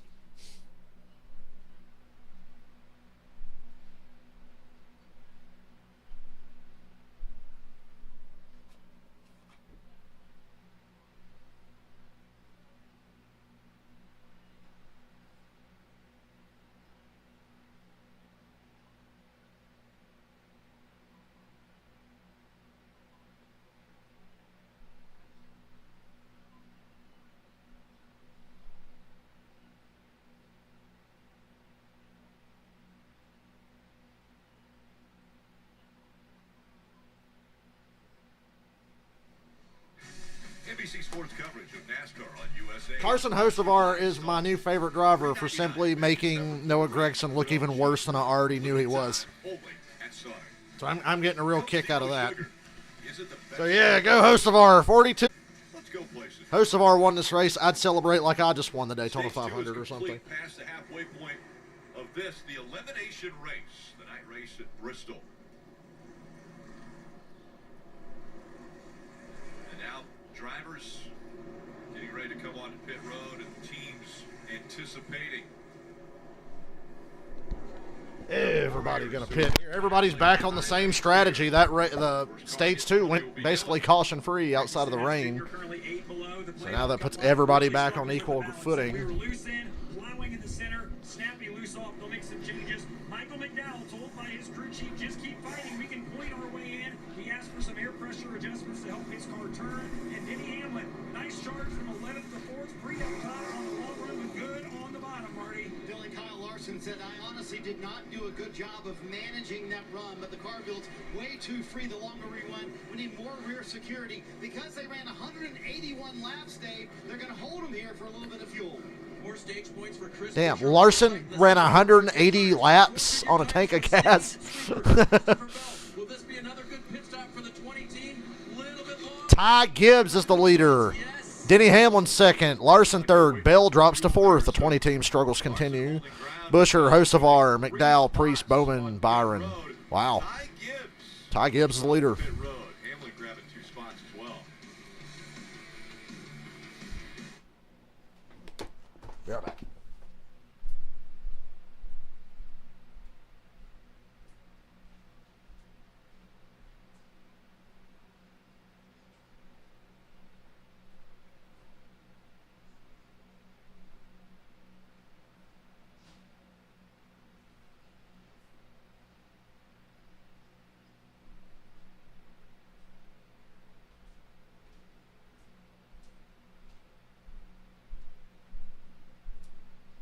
I need to take a mid-race piss break, sponsored by Visa. Hold on.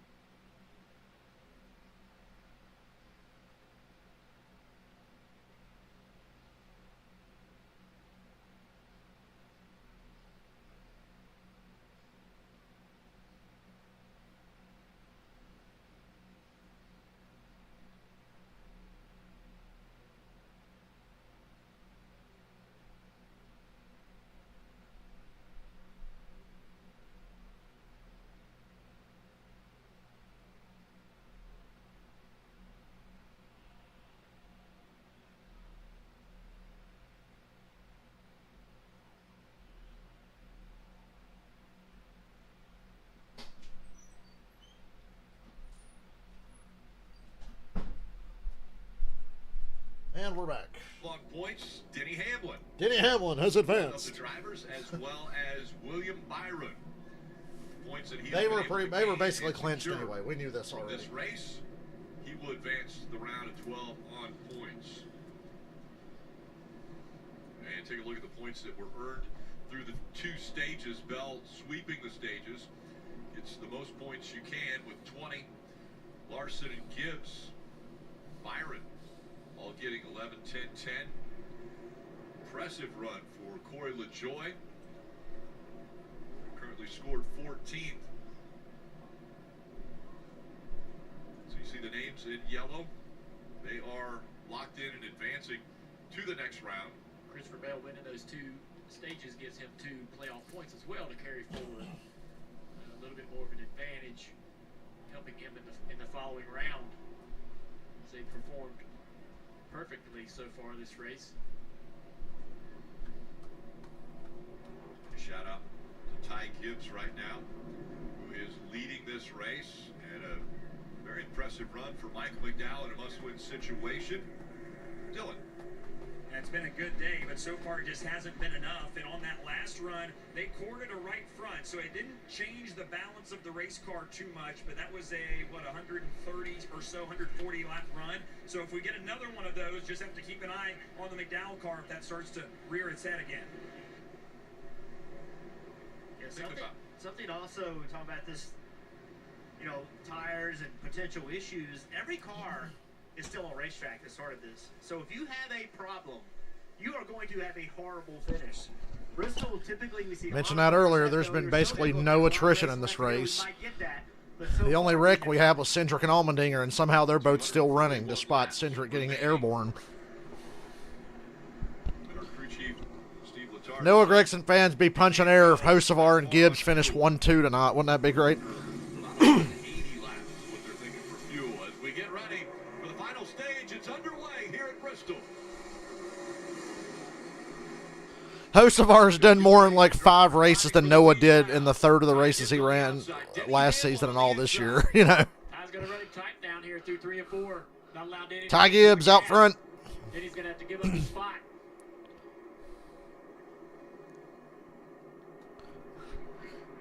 Busher and Larson fighting for that third. Oh, Corey. Oh, he's going to come back up and wipe out somebody. Oh, there goes Joey.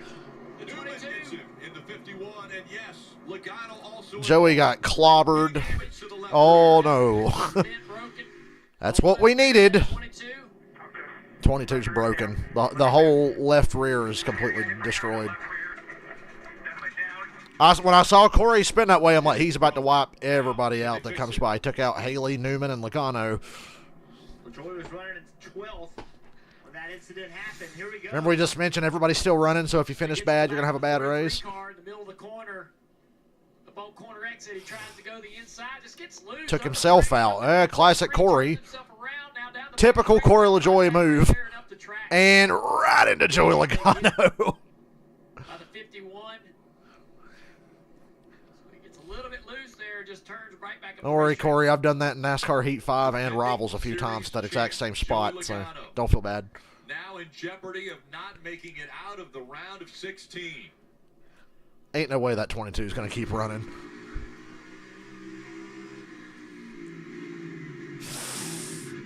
Dope.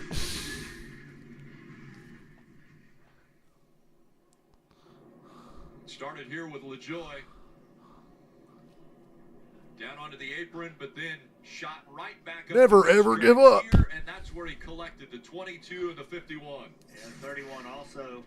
He looked like he had beat damage on the left front. That looks like more than a toe link to me. That looks like a DNF to me, Junior. Right. So by rule, you're only allowed to change the toe link on pit road. That's actually from this race a year ago where Blaney changed an entire lower and sat there for a long time.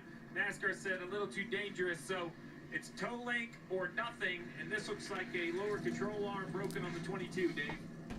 You can see, yeah, you hear the radio. You can see the body language from the crew. To the garage. It's done. I don't think you can punch a well, rear, I had Joe Logano going to the next round. I was wrong. Behind the wall, take one more look at it, but the 2-time champion, Joey Logano, may be done for these playoffs. Well, he's done for sure, Dave. Once he goes behind the wall, he can't return. So this will be the end of the 22's day. And with no cars currently out of the race, Cindric 36 is 5 laps down. So in 5 laps from Joey now, will be dead last. Being last, he may score it in front of Haley, who's also out of the race, a lap ahead of him. We'll have to see how the scoring works there, but he's going to finish 35th or 36th, which is still the same. It's only 1 point back there. So that's going to change the target. What I've been working on is, now that we've kind of awarded points for stage 1 and stage 2, this is almost like a new race. Everyone now knows how many spots you need to beat someone. As you see Logano +2 currently, he will continue to fall. He can lose another 3.2 points really. I don't see how that 22 is even able to roll to the garage. Could be much clearer in just a few more laps. Not easier, but clearer. Somehow he made it to the garage. Night's over. But just not the year you expected from these guys, right? And even tonight, yes, he got into a wreck, but he was in a wreck because they were in the back of the field and did not have the pace to stay in the lead lap. And it just has not been the year they wanted to have. I can guarantee you this team will go to work, and they will be dangerous next year, because this is not going to be the year they wanted, but they won't quit working. These guys are grinders. It's been a down year for Penske. There's no denying it. Cindric's been bad. 21's bad. Blaney's been decent lately, but they've only had 1 win. Logano's only got 1 win, and he's been pretty bad. So Penske's got to take a long, hard look at their shit in the offseason. They'll get it turned around. They might get it turned around by the end of the year, for all we know. Blaney's been pretty solid here lately. So 12th at Darlington, 5th at Kansas. We're going to focus on Bristol because this is where he got caught up in the accident. But well, at least we know Joey's not going to put us to sleep at Phoenix this year like he did last time. This is no different than the end of the regular season. And I say it all the time. If he doesn't work at race 26, you need to look at the other 25 races. Well, I know it hasn't worked for Joey Logano here, the defending champ, but there were 2 other races, right? And Larson and Reddick got the wins. Hamlin and Byron had enough points. Now, you hate to see this, but everybody knows. And hey, you think this is bad?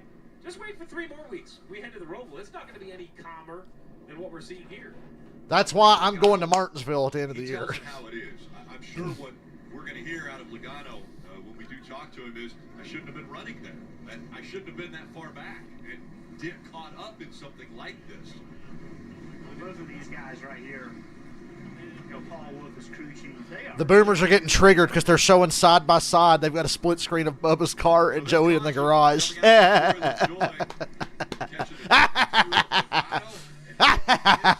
It's not over yet, but still looking good.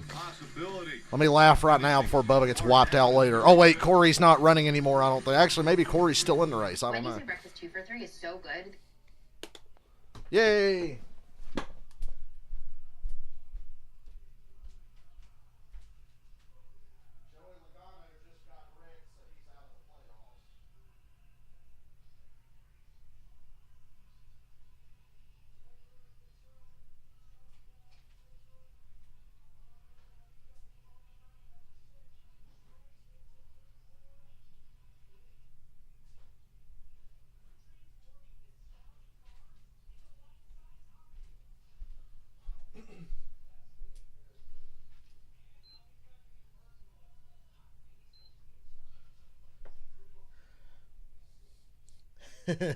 I can do a good evil laugh.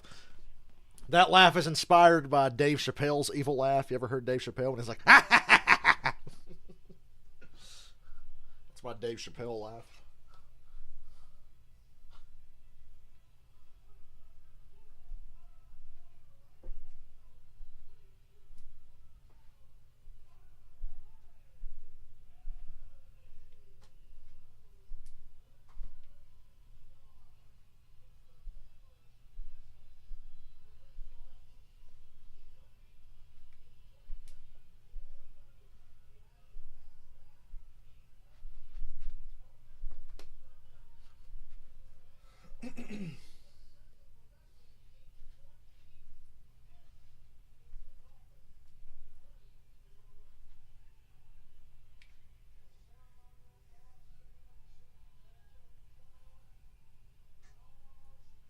Enjoy an ice cold Coke Zero. Shut up, Austin as you Dillon. cheer on your favorite member of the Coca-Cola racing family. You're watching NASCAR on NBC.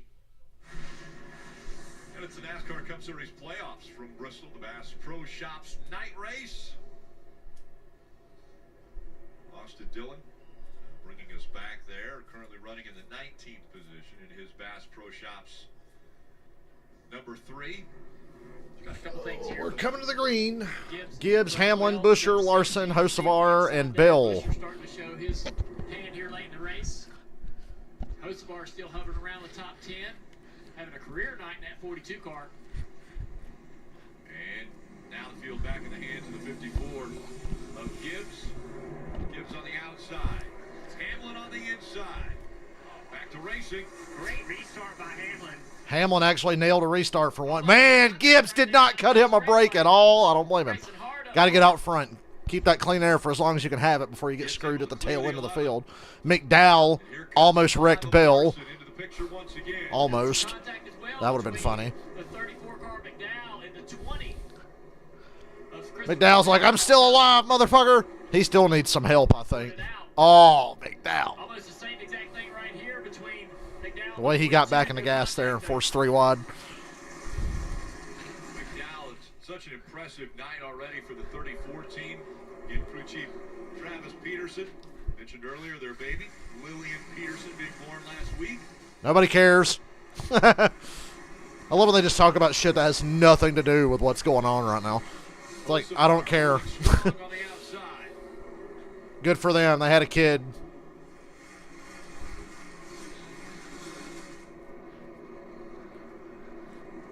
6th spot. Still, advantage Hocevar, but here comes the 34, making that inside line work.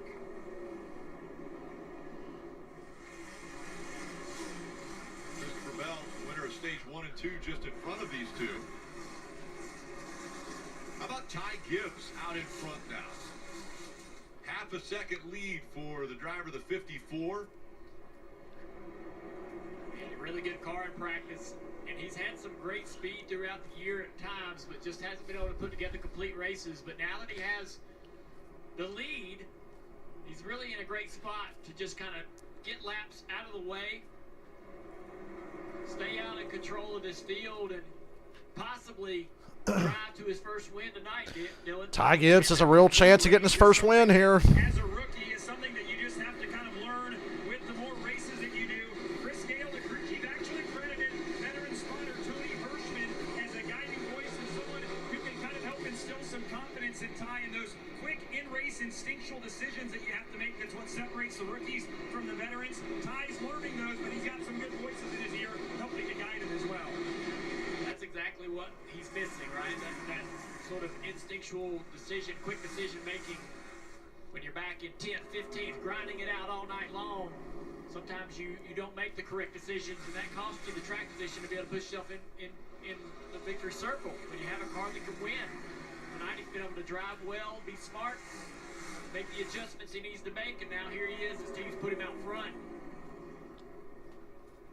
219 laps still to go here in the night. He's checking out until he hits the tail end of the field. Hamlin's going to be there to capitalize, you know it. Screen, Logano 4 points down below that line, and the reason that's important is Logano has now settled into 34th. He's off the racetrack, and that's as far down as he's going to go. It is. So let's start talking about who really is in trouble. The 4 of Kevin Harvick.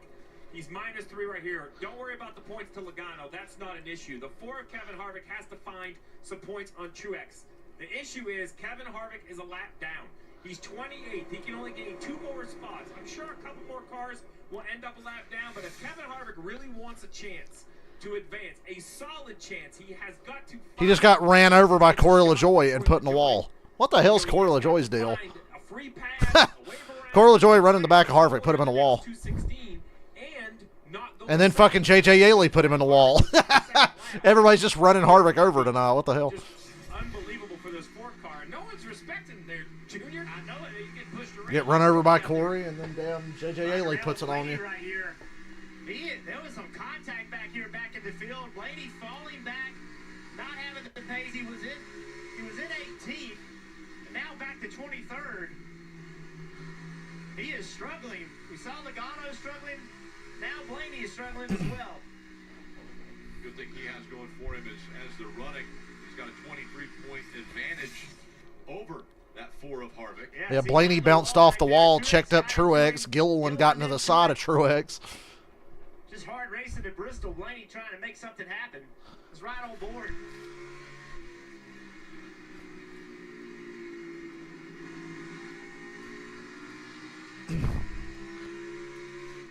You know he's frustrated.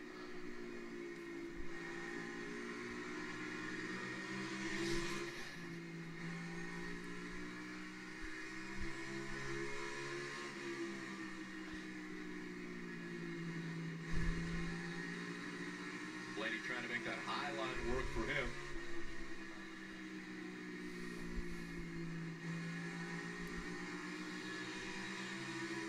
We mentioned the woes for Kevin Harvick. Trapped a lap down, running in 28th, Marty.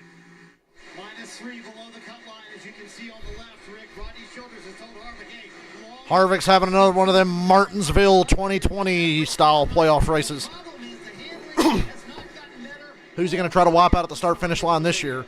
There's no way we can adjust that toe in a little place like this and not lose a lap, so we're going to live with that part. That's what I was getting at earlier. That's why I was saying I don't think you're going to fix it. Harvick is remarkably calm. God, he's mellowed out in his later years. I can feel it dragging it through the corner from the quarter mark or half mark to the 3/4 mark of the corner, just chattering the tires. He said it didn't lap 1 in practice. It's still doing it here in the race. Well, Rodney Childers talking about adjusting the toes. We talk a lot about the toe length because that's normally the part that you damage. But that's also where you would adjust the toe. You would have to take the tire off, break the toe length, and change the length of it to point whichever tire they would like to change, right? So whether it's, and when they say toe, they mean the front tires aren't pointed exactly in the same direction. Regardless of how he steers them, they're either toed in, pointing out at each other a little bit, or toed out, pointing away from each other a little bit. You could do the same thing in the rear. So there's obviously either a front or a rear setting that Rodney thinks is the issue, but the size of track, even under yellow with the long pit road, you can't make that adjustment. If this was Pocono and you had a yellow, you could probably make that adjustment under yellow. Dylan, how about the defending champ out of the race? Yeah, he's out of the gear. Oh, poor Joey. Disappointing and frustrating is it to not be able to just fight this one all the way to the end. Yeah, I mean, Pittsburgh passing you know, you go down a lap, you're in the back in Bristol and a restart, and you're back in front of you, and you get caught up in stuff. It's, there was an Earl Paul, yes, maybe it's going to go fast enough tonight with our Mustang, and it's like that from when we unloaded, and there were signs of hope early in the race, and just really couldn't get a handle on it, so he'll take a miracle at this point, maybe something will happen, and we can squeak in somehow, but Yeah, he is not done. If Bubba and Truex or one of them gets taken completely out, Logano can actually still make it. Actually, probably take Harvick getting knocked out too. So yeah, he would need some help. He needs Bubba, Truex, and Harvick to get taken out. He would have to get crazy lucky here. Kevin Harvick just got lapped again by Gibbs. 19's running 20th. I mean, there are still 32 cars in this race, so there's 12 points available for the 19 to lose if he was to have an issue. The 23 as well, Bubba Wallace. He's only +4, and he's running 14th. So there are real opportunities for other cars to fall back and put the 22 back into the playoffs. Yeah, they would have to have problems. So, like you had mentioned, you brought up Martin Truex Jr. running in 20th, Bubba Wallace running in 14th. If they back up that much, then yes, Logano could get lucky and get in. Battle for the lead shaping up here is Ryan Blaney. Hamlin's pressuring Gibbs through the lap traffic, as I predicted. I know Hamlin's probably going to be better at navigating this than Gibbs, especially because Gibbs is the leader and nobody's going to want to go a lap down, but he's lapping Blaney right now. Clear Blaney. I think that's going to happen down here at 3 and 4, Jeff. yeah, Blaney just struggling. He's just not happy with his car. You can see right in the middle of the corner, the car just doesn't rotate, but I feel like he doesn't get in the corner great either. Like maybe a little bit loose on corner entry, but just no rotation with the front tires through the middle of the corner. Now the opposite for the ones we discussed that could lose points, Ryan Blaney at +23, he's running 24th. So he can only lose about 8 more spots, really. So he's not in a position to go all the way back to Logano. That doesn't mean that Truex, Wallace, or even Kevin Harvick, if he can get it going, Stenhouse. Yeah. And no specific issue for Ryan Blaney outside of what you guys just talked about. Absolutely no front turn on that car. Ow, just hit my foot on my fucking chair. Done in terms of track position. Ow. Here's what he asked his team. We get on points. Should I be really worried about the point situation? Hit by 22 at the moment. Okay. So they gave Blaney some reassurance. Right now, Blaney running in the 24th position, Marty. Kim, Steve said it might happen. It has now happened to Kevin Harvick. He is down 2 laps here at Bristol. Steve, there's a long way to go, but if you're Rodney Childers on top of the pit box, how do you save this? How do you get Kevin Harvick back in the game here and maybe into the next round? The unfortunate part is I don't think advancing. I don't think it's possible. I mean, he's 2 laps down at 29th. There's no chance Kevin Harvick's going to give up. I would have no concern of that. He's going to drive it for all it's worth, but unfortunately, it's worth the 29th position so far through the race. So what the 4 really needs is some help, and that's Joey Logano needs the same thing. He's just not making any more laps. He's sitting in the infield watching. Before of Kevin Harvick, he's out here riding around, but he's going to need a lot of help, either from some yellows or other issues of playoff drivers. 190 laps away from 4 drivers being eliminated from the playoffs. Right now it's Logano, Harvick, Stenhouse Jr., and McDowell. McDowell doing all he can, running in the top 10. Gibbs, though, leading here at Bristol.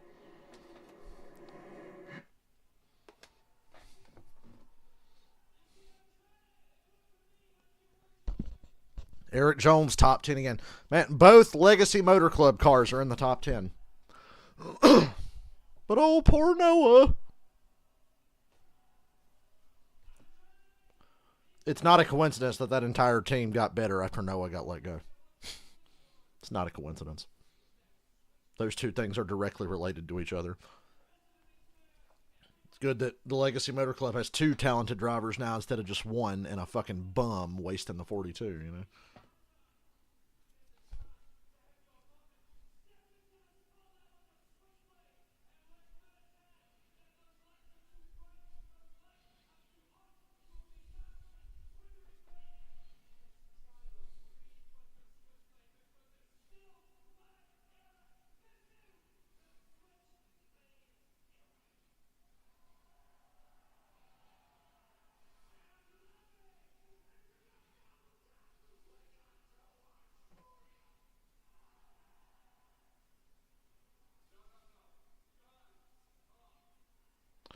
Oh, Keselowski bumped Bubba, got loose, and almost took out the 78.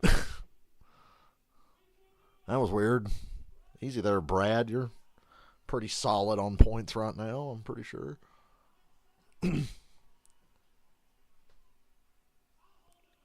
Bubba had a bad corner and it let Brad get to him, and it almost ended poorly for Brad. 78 was just an innocent bystander there.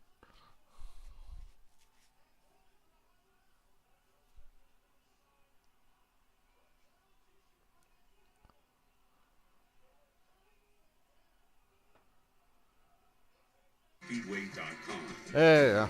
Oh, God damn it.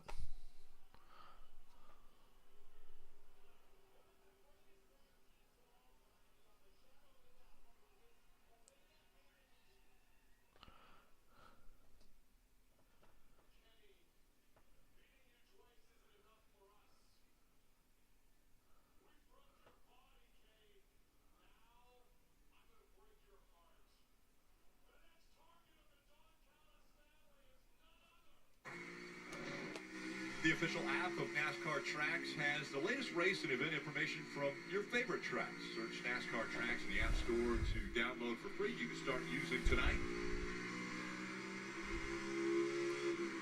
Well, get ready.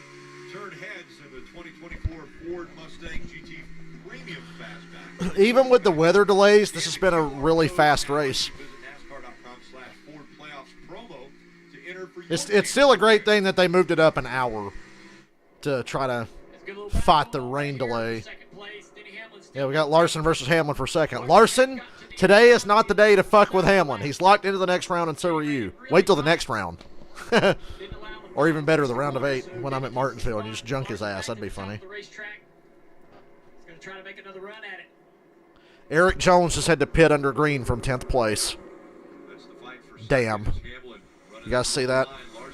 The broadcast didn't mention it, but I saw his name plummet down the leaderboard and it said pit. Suarez a lap down. Kyle Busch the next to go a lap down. Yeah, Kyle's right in front of the 54 car. The leader, Ty Gibbs, as you see Denny now working around the 99 of Suarez. Sort of the lap traffic can present opportunity, but it also can kind of stabilize these battles as these drivers try to work through the cars that run the top of the racetrack. And we're seeing which drivers are on the move, brought to you by Ashley Furniture. You see 33 Ashley Furniture. Starting in the very back. What a badass NASCAR sponsor that is. 33 points for Larson. Buscher 16, Stenhouse Jr. 13. And Chris Buscher, watch him. You know, the race he won here last year, he kind of snuck around, just kind of quiet. Then late in the race, he got really fast, got the lead, and never gave it back. Dave.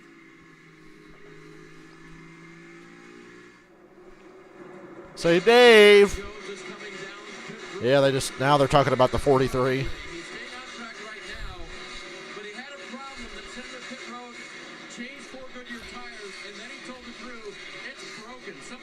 Something's broken the right rear of the 43.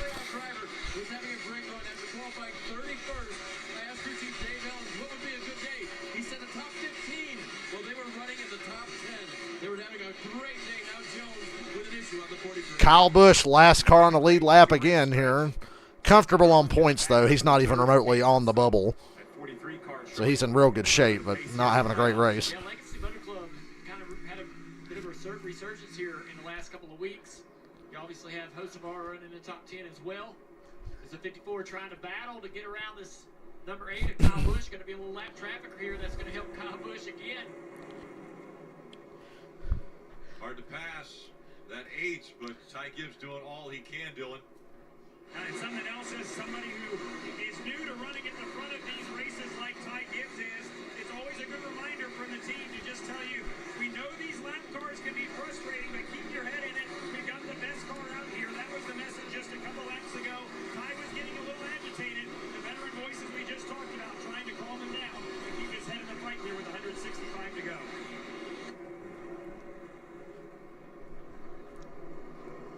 .65 to go is over, when you talk about a 500 lap cup race, okay, 165 to go. Well, he's used to 300 lap Xfinity races, so Keselowski and Bubba passed Almirola, and then Keselowski passed Bubba. What happens, Steve, these guys aren't going to make it easy for you. When you're trying to win your first race, they don't care. They just know that they don't want you to pass them, and they're going to make you earn it. Gibbs don't work too hard now. Lap after lap. Gibbs running right off that left rear edge of 8 and so close. This time, a little bit further ahead as he got to the door. We'll see if he can complete this. This is to put Kyle Busch a lap down. That's a pretty good exit right there on the 8. Yeah, he's got him now. I just don't think there's anything he can do at this point. Kyle Busch is a lap down. That means use all the racetrack. Come on up. You're clear. Now Martin Truex is the last car on the lead lap in Good 19th. job by that 54 car. Being patient. A young driver often can make a mistake trying to battle a veteran like that, put him a lap down. It's Kyle Busch. You want to put him a lap down? Well, he's talked about it when Kyle Busch just got lapped by his old car. The guy. I mean, Ty looked up to Kyle Busch. I want to drive like him. I want to have his success. I want to win races. I want to have his ride. You're lapping the guy. You're lapping. Congratulations. Leading the race. We've come full circle. And Steve, as we look at the big numbers here, 159 laps to go. They've been out on the racetrack. They came to pit road on 255, so coming up on 90 laps. What's the number? What's that magic number when you got to bring them to pit road? they could probably run a solid 80 or 90 more laps on fuel. The question is, will we get to a spot where tires just completely fall off? Larson had run 150 laps of Green Flag Racing on his tires earlier, and they seem to be fine, and the 20 of Bell seem to be fine.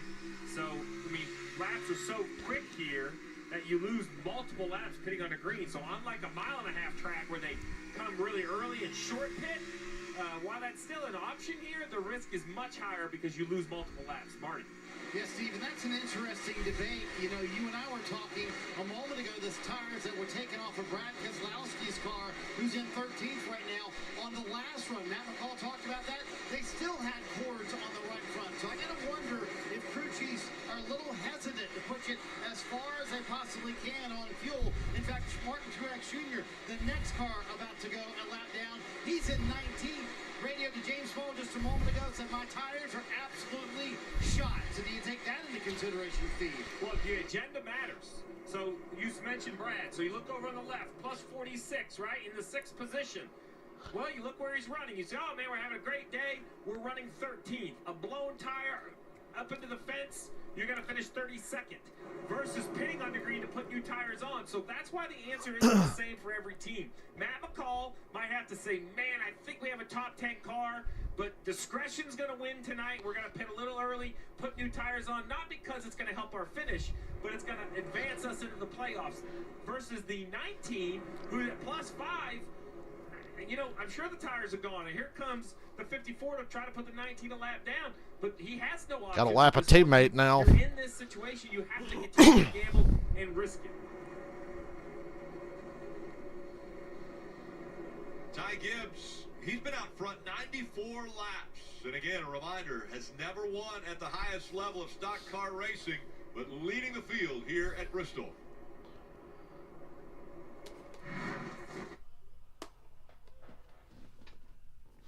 Smelling like a first-time winner. Everybody's got to pit one more time, so we're just kind of waiting on the caution that sends everybody to pit road. I don't think this thing will go green all the way, surely. Yeah, why is the chick from Boba Fett at the Advanced Auto Parts commercial? Is that a side gig she's got? She works at Advanced Auto Parts? That is the chick from the Boba Fett show, right? What was her fucking name? I can't remember her name. It's a problem with modern Star Wars. Like, man, some of this is really good, but I can never remember the character's name, so that's not a good sign.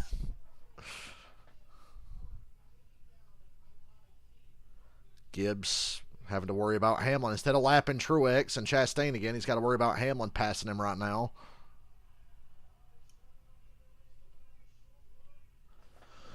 I have a new leader here, the 11. Not clear yet, but ahead for the moment. Now he'll clear him. Clear if you want it, Denny. He leaves the top open. Now he's going to get held up by Harvick on the bottom. This will work out for Gibbs. This should get Gibbs to lead back. Hamlin got stuck behind Harvick. Chased it up the track a little bit to try to get around Harvick. Now Gibbs takes the lead back. Go Ty. I'm cheering for Ty here, obviously. I like first-time winners. Even if I don't like the guy doing it, it's always fun to see a first-time winner. Denny and his team have choked away both races so far in the playoffs. Why not do a third one? Complete the trifecta of playoff race choke jobs. All three in the first round. Give them away. Remains to be seen if he's going to do that. Here comes Larson. They still can't get by Truex.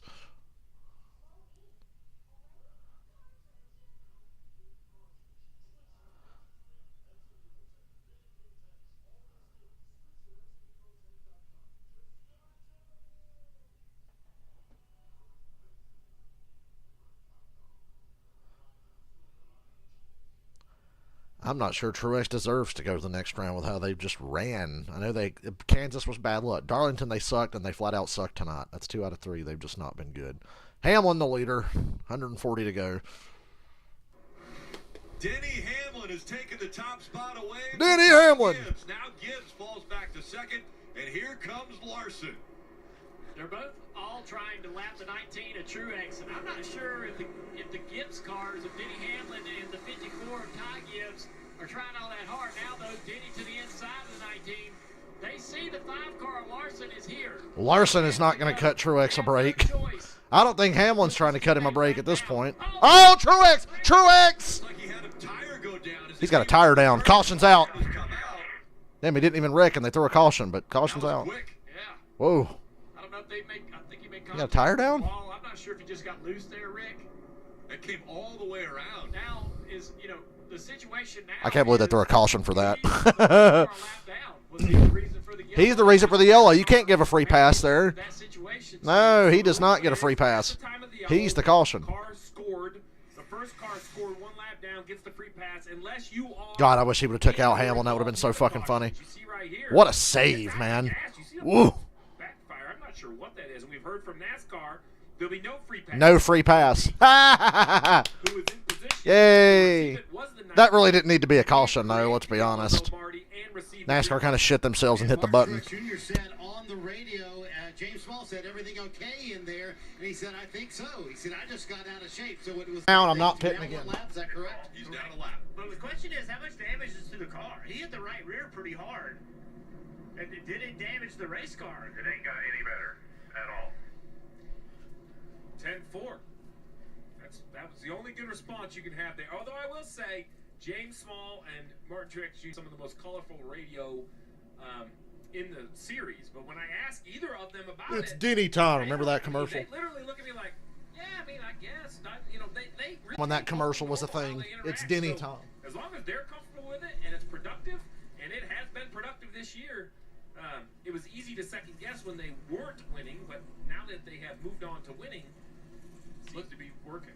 To your question, Jeff, is the right rear damaged? It looked like he hit it with the right rear quarter back on the tailpiece. I'm not sure the tire actually made contact with the wall. I'd love to see another replay of the contact the 19 had with the fence, but I believe he might have really escaped extremely lucky there. Unlucky not to get the free pass, but be the first car scored a lap down, and Money stop time. leaders come.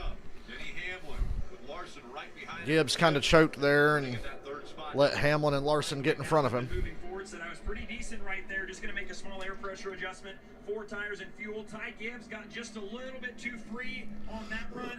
Another minor adjustment for him. Denny Hamlin called that run his best. Who's going to botch it on pit road? Anybody? Tighter, just to make sure he can run the top, Ari. Boy, Dylan, it's been such an impressive night for Kyle Larson. Started 36, remember, this evening. Dead last I think on the Hamlin's field. going to beat the Up in 54 second. out. He said the car just gets way too free. He said, I don't know what I can do to make it better. I'm trying to baby it as we run, but the car just way too free at the end of the run, Dave. Chris Buescher looking good points-wise as they run, but needs a little bit of an adjustment. Didn't go anywhere on that run. As for Bubba Wallace, he is just barely above the cut line, giving up positions here as he comes to pit road. Needs Goodyear tires, needs some lateral grip. He actually got in the wall right as that caution was coming out. Jesus. So a little bit of damage. Denny Hamlin, Kyle Larson, Chris Buescher third, Christopher Bell fourth, Ty Gibbs fifth. Gibbs loses 2 spots. Their positions. Busher and Bell grabbing a Hamlin's the leader, you know, until we come back for commercial and see that they got a penalty or something, which has been the norm lately. I think my stream just cut off too.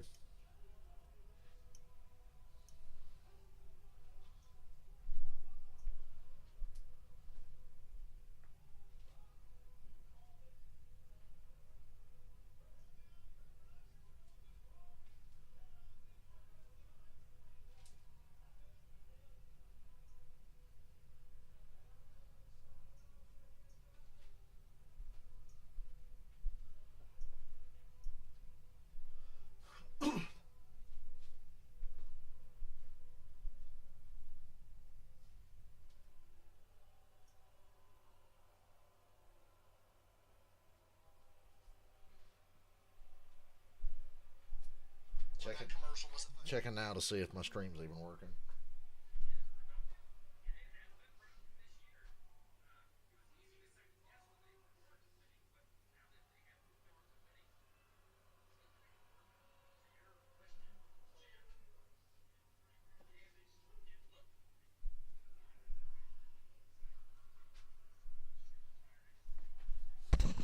I can't tell if my stream's even working. Remember this evening. Dead last I think on the Hamlin's field. going to beat the Up in 54 second. out. He said the car just gets way too free. He said, I don't know what. I don't know if it's working or not. I hope it is. Where'd my leaderboard go?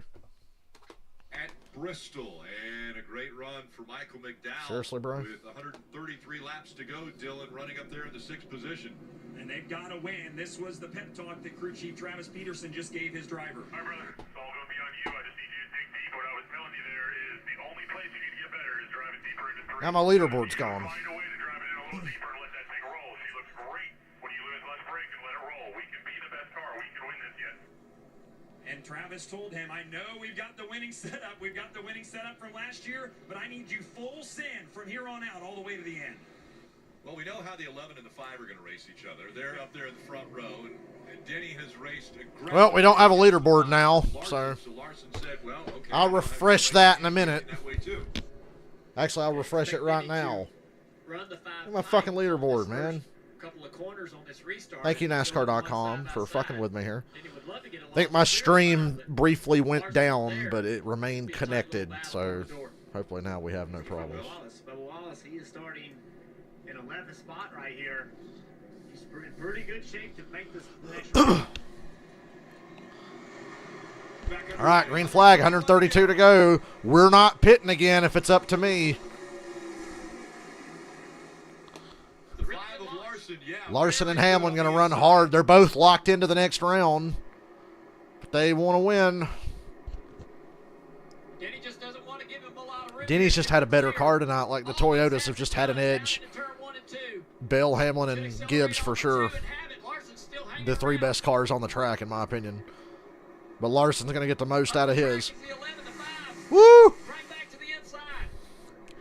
You got to run hard. You can't let him check out. Larson fighting back. So hard to pass here without the help of traffic. Second line. Larson rolls up. I'm worried about Buescher and Bell taking each other out. Good run for Denny Hamlin through Oh, Larson sideways off a 2. Larson got a little tight off the And I bottom. think my stream cut off again. Quarter panel of the 11 gets a little Because bit my loose phone there, trying to cut correct off. the Yeah, car. my stream's off. Getting back to the bottom to take away the air. Force the 5 out of the gas. Here comes Bell looking at the outside of Busher.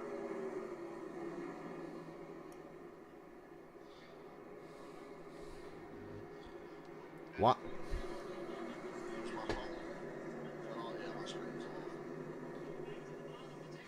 Well, now my stream's back on. Nosing ahead now. What gives, man? Busher. So distracting. Trying to sit here and watch this fucking race. Chris Busher on the inside again. Technical difficulties. Middle up the racetrack. Busher rolls in on his left rear. 20 car accelerates off the corner, clears the 17. Everybody on the bottom of the track, except for Chase Philly back in 7th place. He's moved up the racetrack, making a little bit of ground. Some contact at the bottom of your screen between the 6th. And Bubba's car is not looking so good now. See Bubba Wallace and his teammate Tyler Reddick. He ain't got a lot of margin for error here, despite Logano being out of the race. Harvick and Truex are still running. Truex is only 1 lap down. Now is the time when teams are talking big picture. Bubba Wallace 4 points above the cut line. Dave. Oh, Rick Bubba's entry into the playoffs this year was dramatic. And we were on the edge just watching him get in. Now it's going to be the same way if he can transfer. Just 4 points to the good now. A car that needed some lateral grip. As you see him race his teammate here, Marty. Okay, that battle for the lead between Hamlin and Larson was fun to watch.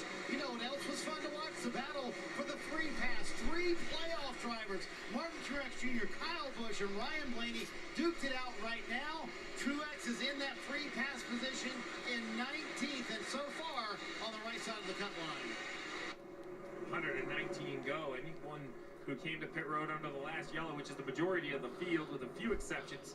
Yeah, my stream has somehow stayed on despite telling me it was off and I had no internet. I don't know. We only got 118 laps to go. Hang in there, computer. I'm going to reset my internet after this race because I plan on streaming Spider-Man or something after the race. I'll probably reset my internet. That usually fixes it, but I'm not going to do that mid-race if I can. We'll just ride it out. We're down a cylinder, but we're going to make it. I have him going all the way to Phoenix. Down a cylinder. Nothing has gone right in the first round, and if they can survive it with this disaster of a round, he had a flat tire basically at the green flag last week, and if he can survive this after what they went through last year, missing the playoffs, grinding through that valley and coming out on the other side, winning the regular season championship. Marty, in my mind, the 19, I'm not going to call him the favorite, but he becomes a favorite to make the championship 4. And see, the crazy part is that they would go into the round. When are we going to run Heat 5 again? Good question. Not tonight. Eventually. He didn't talk about it this week, but in that wreck at Kansas, he hurt his wrist. He said it almost felt like when he broke his wrist in this race 10 years ago. He said it was almost that bad of an impact. Jeff, I can't imagine 500 laps at Bristol with a sprained wrist. Truex doing it right now and +5. Yeah, it is the worst racetrack to have to come here and race with an injury. This was the wreck. They're showing the Truex wreck from last week. Drives in the corner, right rear tire goes down. Brother car came and smacked the wall. Boy, the Boomers gave Truex a lot more grace for his right rear tire failure than they did Bubba. Oh, I told you Bubba sucks. It's like, yeah, it's totally his fault. Charity event that he held on Wednesday called Catwalk for a Cause, where they raise money for the Martin Truex Jr. Foundation, helping kids. Not in. And I went to shake his hand at the beginning of the Oh, well, if he makes it, at least my Final Four prediction is still alive. It's hurt. It doesn't feel good. And I thought, man, that's pretty amazing that you can come out here and know that you're going to race 500 laps at Bristol with potentially a sprained wrist.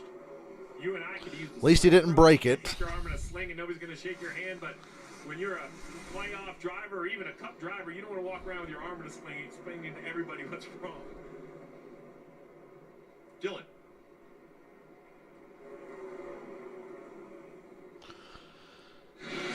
Stenhouse running 10th, fighting with Kozlowski for a spot.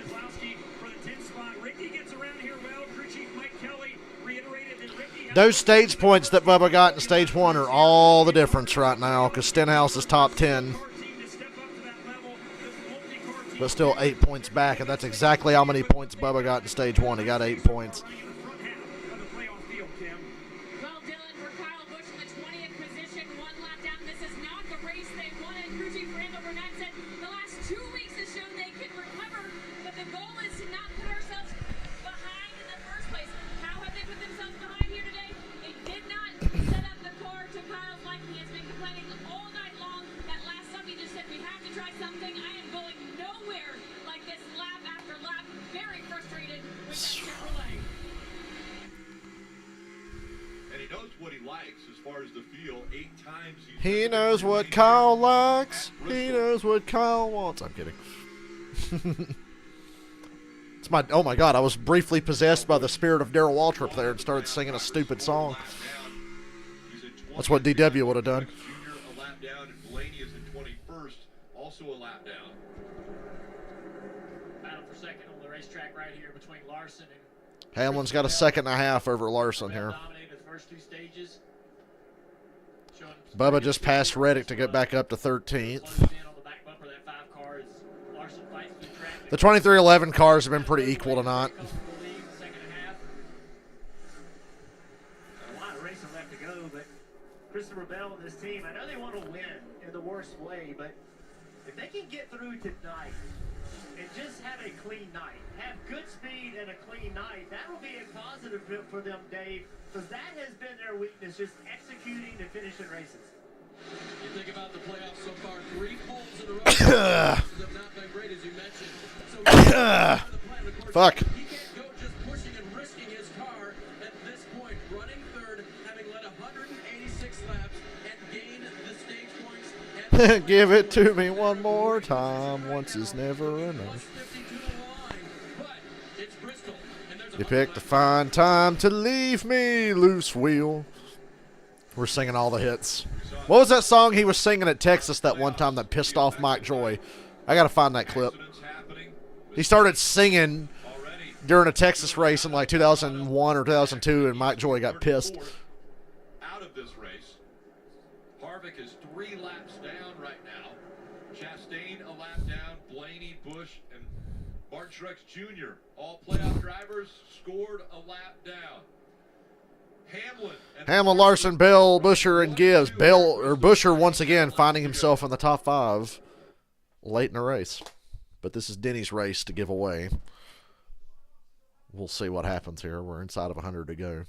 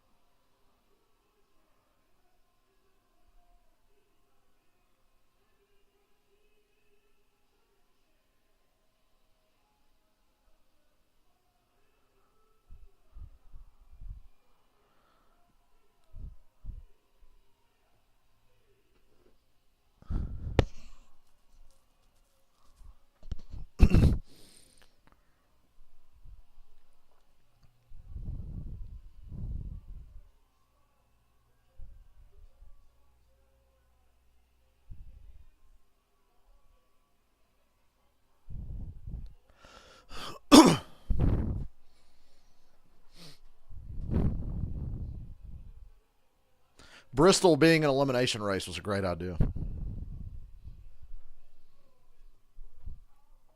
Martinsville setting the Final Four is the best idea they ever had. I miss when Talladega was the elimination race. Then they moved it back a week. Although Charlotte Roval being an elimination race can be just as crazy.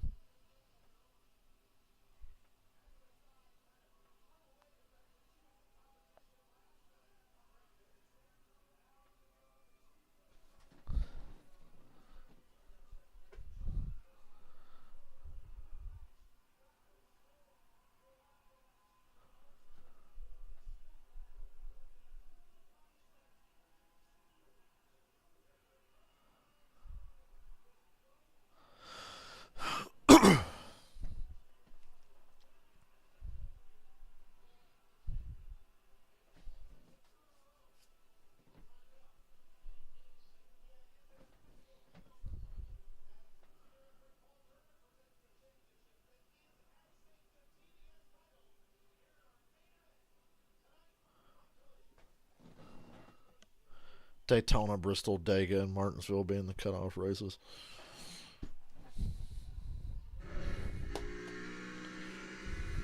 NASCAR Fan Rewards is free to join. You can earn points. Bristol's a good one. Races, enter trivia, playing fantasy, and much more. Save your points. You trade them in for free tickets, autographed merchandise, exclusive NASCAR gear. Visit NASCAR.com/fan-rewards. It's a NASCAR Cup Series playoffs from Bristol. Bass Pro Shop night race as Denny Hamlin continuing to lead.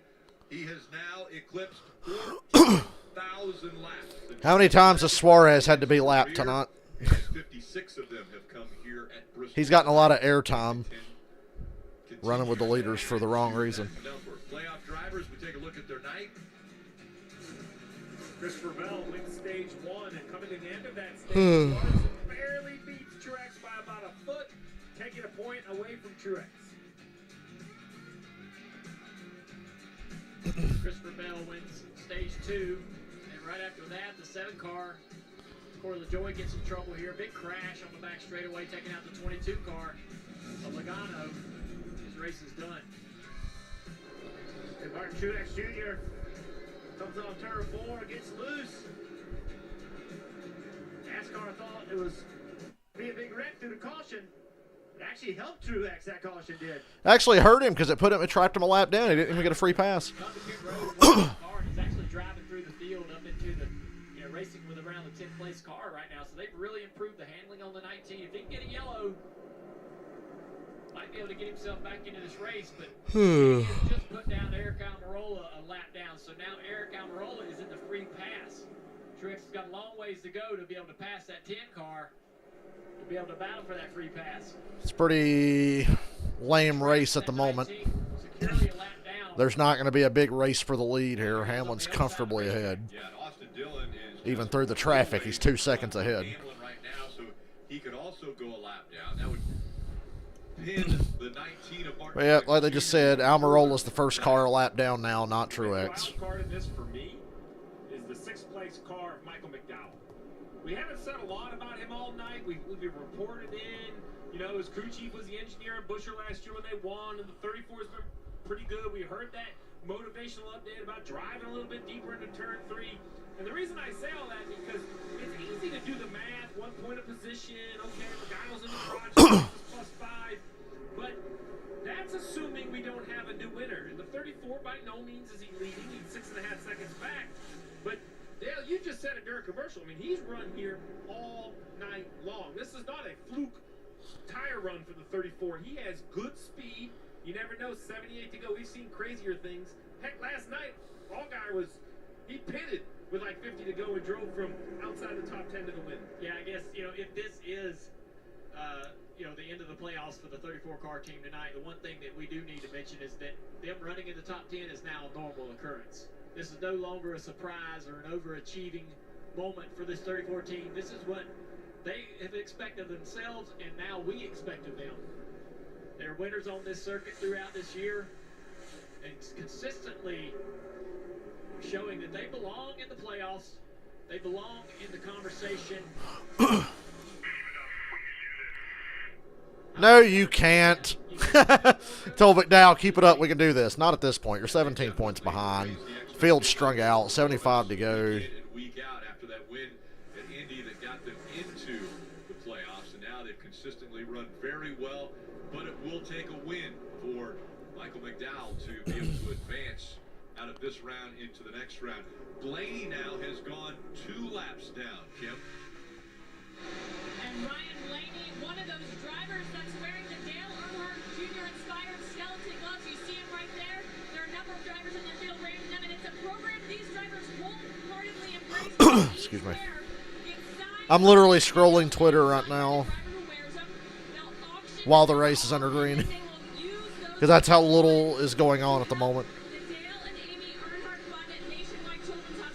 Everybody's got the Dale Jr. gloves. We know.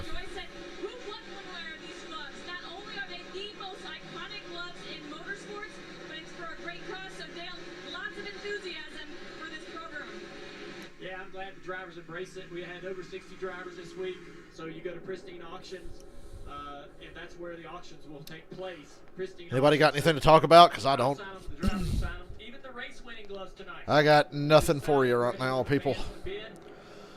They got great Just calls. watching the laps Also, tick drivers are away. very supportive of each other's charitable initiatives. It's so fun to see everyone wanting to help each other. That 42 car Post Farm really using a lot of the racetrack up there.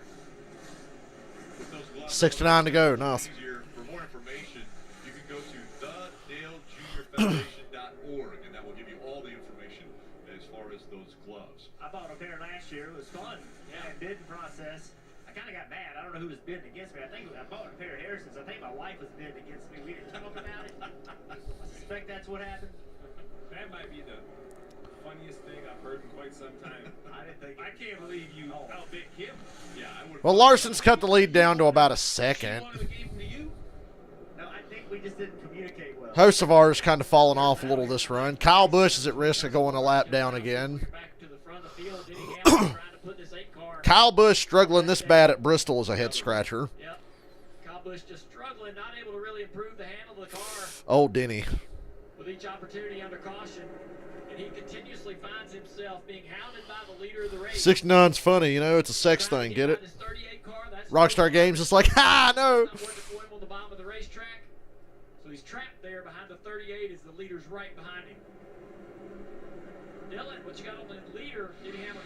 Yeah, so a fun part about this race for Denny and crew chief Chris Gabehart is that they really Gibbs has fallen off. He's given up a spot to fellow Christian psychopath Michael McDowell. the Southern 500, but a lot of times you can't enjoy that because you're stressed about points. Our God is an awesome God, he reigns. Good enough car here, sometimes that's not enough. You have to overcome adversity. They've done that tonight. After that Our God is an awesome God. McDowell has also God likes McDowell more. He clears Gibbs and pulls away for a top 5 spot. Travis Peterson said, "You're one of the fastest cars in Hey God, what's McDowell going to do if he restarts like 3rd on the last restart? track position if they want to get to the front of the field and win this race." Man, these lap cars have crippled Denny Hamlin. Larson's within half a second now. Gilliland's getting in the way on the bottom. Kyle Busch is pinching him off on the top. And here comes Kyle Larson. He's the last car on the lead lap right now. We're coming to 60 to go. That's why he's making it really hard to pass him. Denny Hamlin hasn't been able to get by. Hamlin, great run off the corner there. Gilliland goes up, Denny Hamlin goes Now down, Gilliland's and in here comes Larson's Larson way. in the 5. Gilliland wanted the top of the racetrack back. Feels like that's where he needs to run to keep his car going. Larson wants the top, but hell, Gilliland's in the way of him now. But it's slowing Hamlin down off the bottom. Here he goes to the outside of the racetrack. Lots of cars in front. Look at all that traffic. Rows of cars. Damn, dude, all that lap traffic. That's a lot. They'll try to work the bottom here. Now Larson goes to the bottom. He has no choice. He has to follow Denny to the bottom. That's the protocol. Follow that 8. Now it's too loud. Oh, Larson. 38 almost got hooked by Yaley. That really hurt Larson. Gilliland running in the middle of the track. 21 of Harrison Burton has a little issue with the steering rack in his car. So Harrison he's Burton's struggling got steering with problems. the car and the handle and the speed.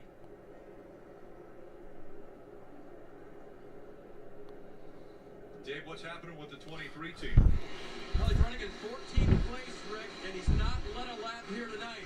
But the keeper, Bubba Wallace, may have come in stage 1. Remember, he finished 3rd. That gave him 8 points. Right now, he is plus 4 to the cut line. Right now, as Michael Jordan looks on. His other co-owner, Denny Hamlin, is looking to lap him soon. Unreal if this race goes caution-free. Also, you know how this works.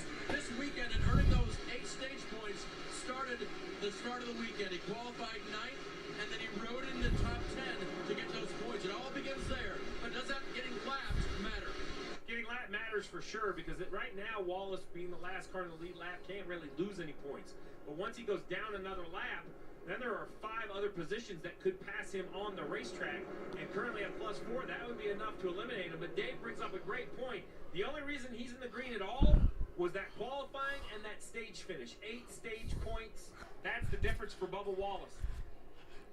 Denny making a lot of great time around the bottom of the racetrack. And if you watch, he's not right. Tyler Reddick is the last car on the lead lap now in 15th with 52 laps to go. Treated racetrack. There's a lot of rubber buildup from the right side tires all night long, and now Denny is putting the left side tires in that rubber buildup and getting good turn with the left front tire. Really, really smart to be able to move around even in that little small area of the racetrack to find a little bit of additional grip and turn in the race car. You see where he's running? He's got the left Reddick side just tire got lapped. in the Now right side Bubba is the rubber. last car on the lead lap in But it's been 14th. all night long, and it's actually found some 51 to go. Reddick just has been put a lap down in that 45. One of Denny Hamlin's cars. And the other one's right there, the 23 of Bubba Wallace.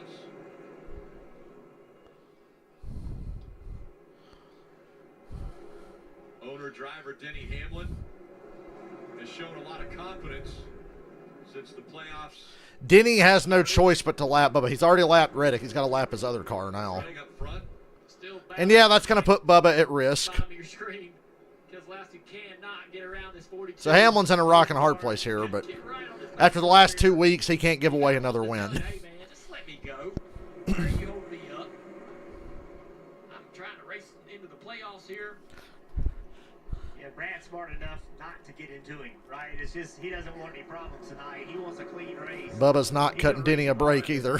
I'd be shocked Can't blame him. This goes both ways. They cannot help each other right now.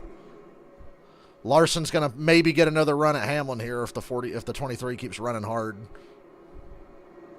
Coming up, And here comes Reddick. 45 laps to go from Bristol. The elimination race for the playoffs. Now Bubba Wallace has just gone a lap down. Yeah, Running Bubba in the just got 14th lapped. position. Hamlin's Only clear. 13 cars on the lead 13 lap. cars on the lead lap.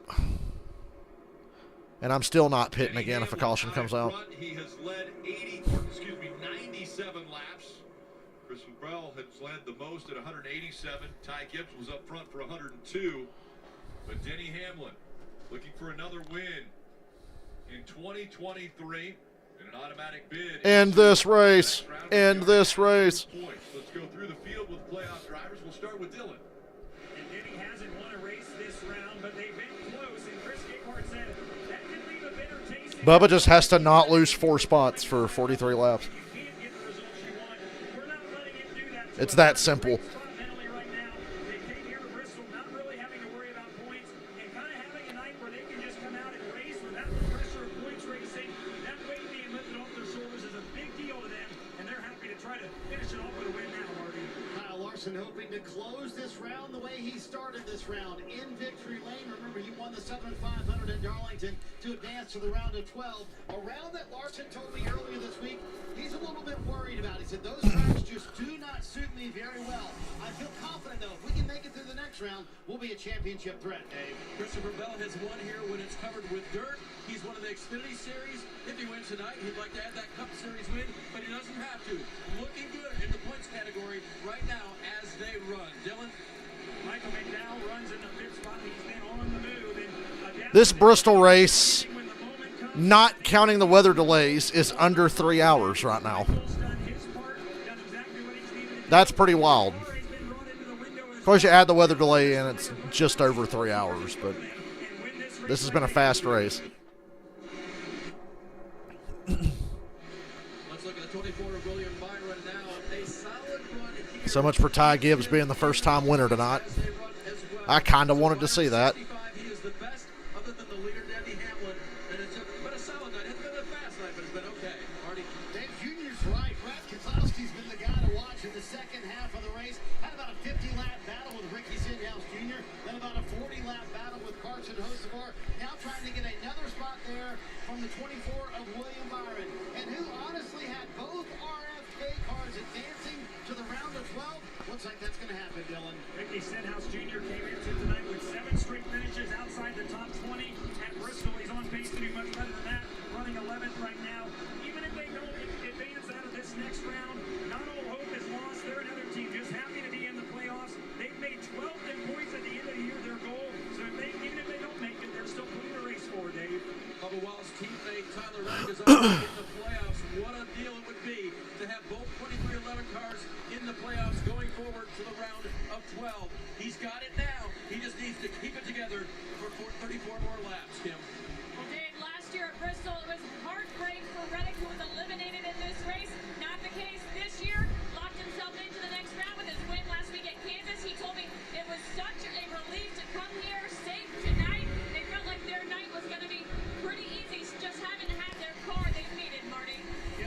Truex Jr. trying to hang on to being one lap down. It has not been a pretty night for the 19 team, but right now, on the right side of the line, James Small told me this morning, Kim, listen, if we can get out of this round, I still feel like we're the team to beat in Phoenix. We can still win this championship. Well, Marty, for Kyle Busch and that team, it has been perseverance for the first two races of this round. So I asked crew chief Brandon Renette what they needed to do here tonight. He said survival. It is absolutely a race at survival. We have to be there at the end.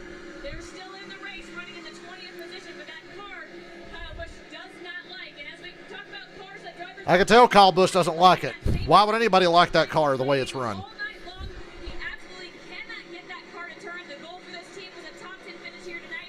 Right now, they're running in the 21st position. Despite that, Marty, they still look solid to make it to the next round at plus 26 points. Yeah, much like Dave mentioned a moment ago with Bubba Wallace, I go back to stage one and the move Phil Surgeon made for Ross Chastain. They got 5 stage points, and it looks like Chastain will easily advance to the round of 20, but that certainly gave them a lot of breathing room. Those 5 stage points right now, plus 22 above the cut line. It has not been the night Kevin Harvick had hoped for at one of his favorite racetracks, Bristol Motor Speedway. Now down 5 laps for Harvick, saying 5 laps down. Man, Kevin Harvick really got the essential 2023 Stewart Haas experience tonight. Now he knows what it's like to drive the 41 every week. this race for Harvick, nine more spots. Right now, looks like he will be eliminated in this round, -4. And another driver that was involved. There are in the 11 incident cars on the lead lap now. Joy earlier. Stenhouse is the last one. 22 of Joey Logano. He is out of the race, scored in the 34th position, and currently just below the cut line, 4 points out unless something happens with one of these other playoff drivers. If they would fall out of the race, is the only chance Logano has of making it to the next round. Watching Bubba Wallace right here, and he is comfortably, right now, well, not comfortably, but he's sitting 4 points above the cut line. But he's got a few positions right behind him. One of them, luckily, is his teammate Reddick, but then Gilliland is right behind Reddick. Austin Dillon, as well, is within range, a straightaway of this 23. And, oh, Bubba pushing it really high up there, up out of the groove. There, back. Let's listen to what this 23 team's talking about. Just let him go. Just let him go. Just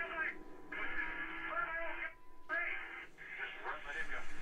That conversation right there was over racing with Larson. Just a few laps ago, there was contact between the 5 and the 23 on a couple occasions as Larson was trying to get around the 23 to be able to clear and move forward. Bubba just needs to take a chill pill right now, man. They wanted to let him go because, you know, the 23 is good. We got 21 to go. Back and he's out of the playoffs. So if you get messed around with Larson enough, No. you know, he's going to just a little bump and you're out. Behind him, the 45, I think he's okay. 38, though, to your point, is right there. We saw how 20 to go. it was for Bubba Wallace just trying to make the playoffs. And now he's trying to make the next round and knows he's only a few laps away from being able to do that. Yeah, so Reddick's no threat. He knows the situation. He's locked in. He's not going to do anything. I figure the 45 will take care of the 23 here with 19 to go. Yeah, Reddick's car is probably going to get a little bit wider here as Gilliland, if he gets closer. But Gilliland's also got to contend with the 20 car, Christopher Bell, who's in 3rd position, wanting to get through. I loved Bubba's paint scheme last week. That gold one was really sick. I think Bubba's fine, but I mean, he is right in front of the few positions that he needs to maintain, right? He's by no means in a very comfortable situation. Bubba just needs this race. If it's as simple as keep it off the wall and have these 17 laps run out caution free, and you'll be fine. How close he is to That's all you need. the few spots he needs to maintain. No, I would have been very clear that we are not racing the 5 and you were to let him go, but that was it. I wouldn't put any more on the driver's plate. Tell him he's doing fine. This is a great position. 16 more laps. We're not racing the 20. If he gets to you, let him go. Let him know who we need to fight and who we do not. That would be the only information I'd be delivering to my driver. Denny Hamlin going by the 43. He's done that before. Eric 15 Jones, to go. 3 laps down. Coming up on the 19 of Mark Truex Jr., that'll put him 2 laps down. And with 15 to go, that's not an issue if the yellow doesn't come out, but if he gets to 2 laps down... This is tense because if a caution comes out, this whole thing could get blown wide open. You know, rock solid in. Plus 5 is okay, but he would much rather stay on this lap. But the I know one thing. I'm not I pitting. think they worked well together earlier in the race. Now with payback Yeah. with open days, Cowboy, they've got their next thing. Rate manipulation. at this point. You said it first. A two-time winner here at Bristol. Looking for number 3.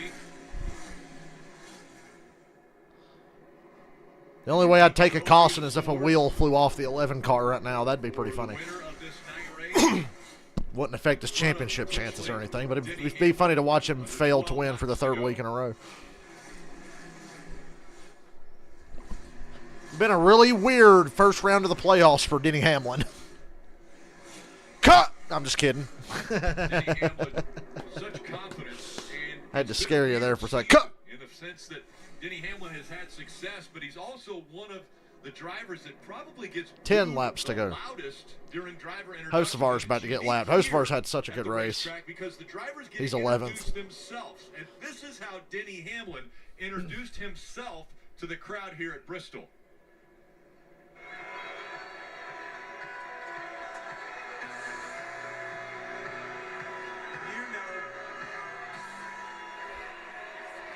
Didn't even say his name. Oh, what a badass. You know, as he walked off the Oh, look stage, out. We got a badass over here, could guys. this be a walk-off win for Denny Hamlin didn't say his name. Now under It's not a 10 walk-off win, dude. He's already locked in the next round. Calm your fucking tits. 8 to go. That just didn't end up in victory lane. And a Bristol race is going to clock in under 3 hours. 500 laps at Bristol in under 3 hours. Tyler Reddick, but in position to win both of those races, he's trying to. Only 4 real cautions, 2 for rain, 1 for a half spin, and then the AJ and Centric wreck early. There's a new confidence about Denny Hamlin. We've seen him in the playoffs so many years. We've watched every time he's gotten there. And you would think Denny Hamlin might be the favorite this year. He could do it this year, but he's just fallen a little bit short year after year. And that's what one thing that everybody looks at is 5 laps to go. 50-time winner in the Cup Series. He has put together an amazing career. He's won at Daytona. He's won the biggest races of the sport. Just hasn't found that championship. But this year, there's something different about Denny Hamlin. There's a confidence about him. He knows that he could go out and win this championship if he continues to put races together like he has already in this first round. Larson had a little bit of trouble right there. Larson back in 2nd place, gets into the fence off turn 4. Wouldn't it be funny if Larson accidentally on purpose brought out a caution to try to fuck Hamlin? That'd be funny. So Denny Hamlin up front. Bubba's under pressure for the 45 with 3 to go. Martin Truex Jr. currently running. He's got to lose 4 spots to be out, so he should be fine. 3 to go. Jr., 5 points above the cut line. My final 4 remains alive. Truex squeaks through the first round here. 2 to go. To see if anyone else will fall out of the race. Under 2 to go for Denny Hamlin. Now through 3 and 4. And this time by. White flag. Presented by Credit One Bank. The race is official. Denny Hamlin, the 42-year-old. William Byron, last car in the lead lap. Side by side with Stenhouse for last car in the lead lap. As Denny Hamlin takes the checkered flag and wins at Bristol. Larson, Bell, Busher, and Gibbs the top 5. McDowell, a valiant effort with stage points and a 6th place finish. And Bubba Wallace will advance to the next round. Just like I said he would. Bubba Wallace with his finish. Fuck you, I was right. Fuck you, I was right. Fuck you, I was right. Fuck you, I was right. Jr. Let me go gloat on Facebook real quick. 2 former champions in Joey Logano and Kevin Harvick eliminated from the round of 12.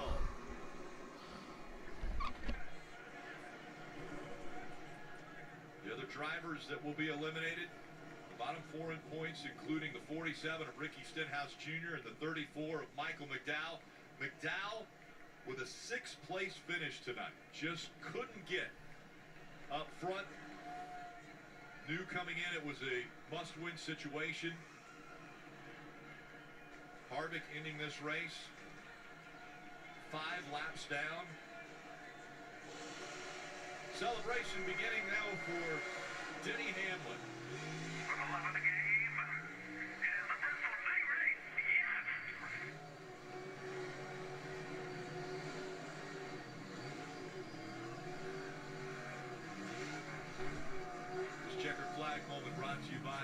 Truex Auto Parts. There's been a lot of them in his career.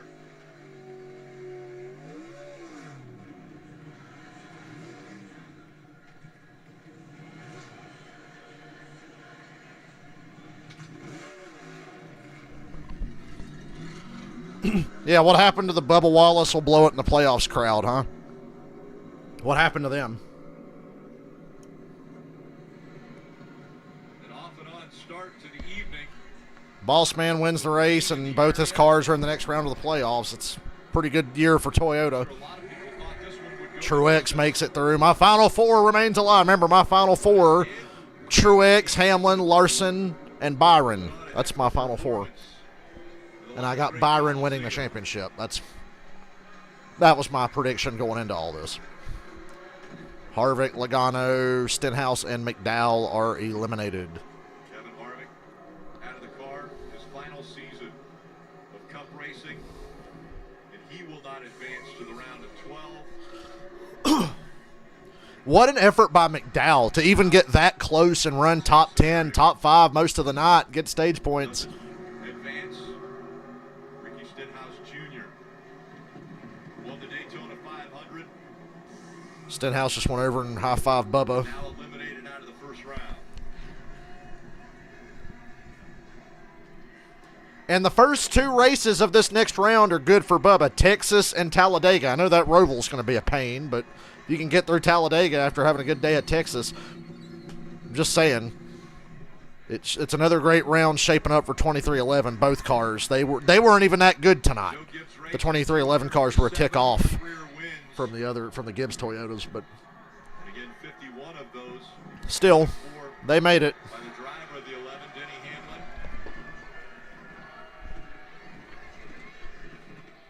Helmet has come off. He's climbing out of the car, Marty.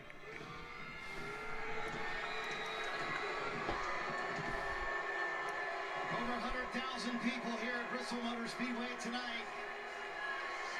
And Denny Hamlin gets out to very mixed reviews. A lot of boos and some cheers in there as well. What a dominant round for the 11 team. Had the best car at Darlington, didn't win there. Second at Kansas, and he winds up winning the Bristol night race, another crown jewel. I think you're starting to like this with the fans. A little banter you have back going. Do you? Oh, man, that's, I hope a beer can doesn't come flying over the fence and hit him in the head.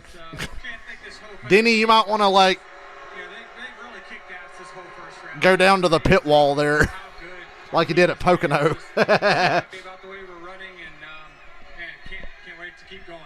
You've made many championship 4 runs, Denny. Is something different with the 11 team this year, though? It's our year. I just feel like we've got it all put together. We got the speed every single type of racetrack, and nothing to stop us at this point.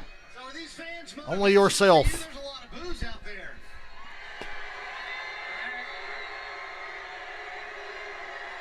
Hey, It's funny when they boo him for no reason. I beat your favorite driver. And who would that be? All of them. All of them. Did beat them all tonight, Rick. Win number 51 in his career for Hamlin, and obviously goes into the round of 12 with a... Shout out to Marty for trying to get some shit started there when Denny said, I beat your favorite driver. Which, who? All of them. So, obviously, Denny Hamlin, made a few of the Chase Elliott fans probably a little mad there. Why are they showing Chase? What the fuck? NBC is fishing, boy. Hey, there's Wendy Venturini. Turn around, Wendy. I'm kidding. I kid. Not really, though. I got no problem with Denny Hamlin right now. He's pissed me off immensely in the past. He'll probably piss me off again in the future. He did not piss me off tonight. But old Dennis won, and he's moving on. We already knew that, though. He wasn't the one who led the most laps, but he led the most important, the last one. 142 out front, Denny Hamlin. I mentioned early in this stream, of all the racetracks and races I've been to, there's only 2 places where I was actively impressed for all the wrong reasons with the people there. Bristol and Atlanta. Bristol's a great experience because of the track, but the people there were just as bad as the people in Atlanta. But, the Atlanta crowd's pretty tough. hanging around for some more interviews here.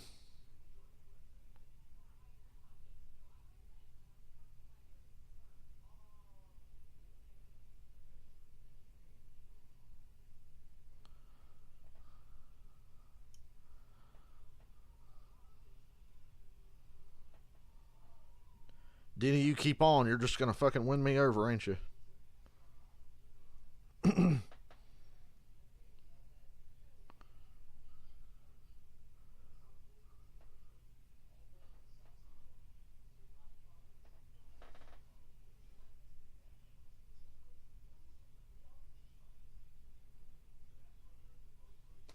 Presented by Progressive. And again, a reminder, post-race coverage is now also available streaming on Peacock. What a show. We saw Christopher Bell dominate stage 1 and 2, but it was Denny Hamlin who was able to get the win tonight. As you look at the playoff standings, now whittled down to 12.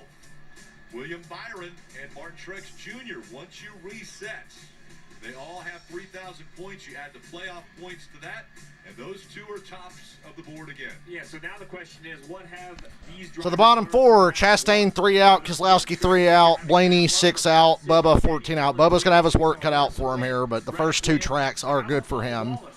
They're good for Blaney as well. It's important to note, Blaney and Bubba are at the bottom, but these first 2 tracks in particular work out well for them, I think. Congratulate him on his performance. I think at this point, Rick, he's run out of people involved in his life to hug and scream with. This is a good thing. You've made it to the next round, but you finished 14th and did it. Describe your night. It looked like that last run there was pretty tough. Yeah, it was. Oh, they're booing. I love that shit right there. Counted us out. Told you Bristol crowd sucks. All they're doing is adding fuel to the fire. I love it. I love where I'm at in this team. Wish Mom and Dad and my sister were here to celebrate with me. I mean, a career year. Just got to keep it going. Appreciate all the partners involved. Columbia's done great when they're on the car. I hated for them last week, but I'm mentally exhausted. I'm wore out. Gave it our all there. Battled hard and executed, and that's what you got to do. So we know next week's a reset, and we just got to go out and have some fun and work our asses off. But thank you to the ones that believe in me. Keep it going, and yeah, on to next week. Wondering about that challenge. You had a little tussle with Kyle Larson there, a little tussle with the wall, and it's Bristol. Yeah, I'm running my own race, and I don't know. I'm pretty sure he thought he can go catch the 11. That's a tall task, but what I had on the line I thought was more important, and what he had on the line he thought was more important. It's Bristol, it's racing. All good. We'll go on to Texas and have some fun. Celebrate, but reset. That's right. He's wore the hell out. So much for last one in, first one out. Where's that crowd at tonight? That's been kind of the thing. Last one in, first one out. To have the momentum and the confidence to do what he's doing. Well, he's just experienced the first round of the playoffs. Now, take that information, take what you've learned, and how to battle through that first round, and use that in the second round. Use that little bit of experience you got. Now, my playoff prediction was Bubba gets eliminated after the round of 12. But do I give him a chance to get to 8? Absolutely. Like I said, Texas, Talladega, that's 2 great tracks coming up. Of course, I had Blaney and Chastain out in round 1. They made it. Harvick and Logano were the surprises that went out round 1.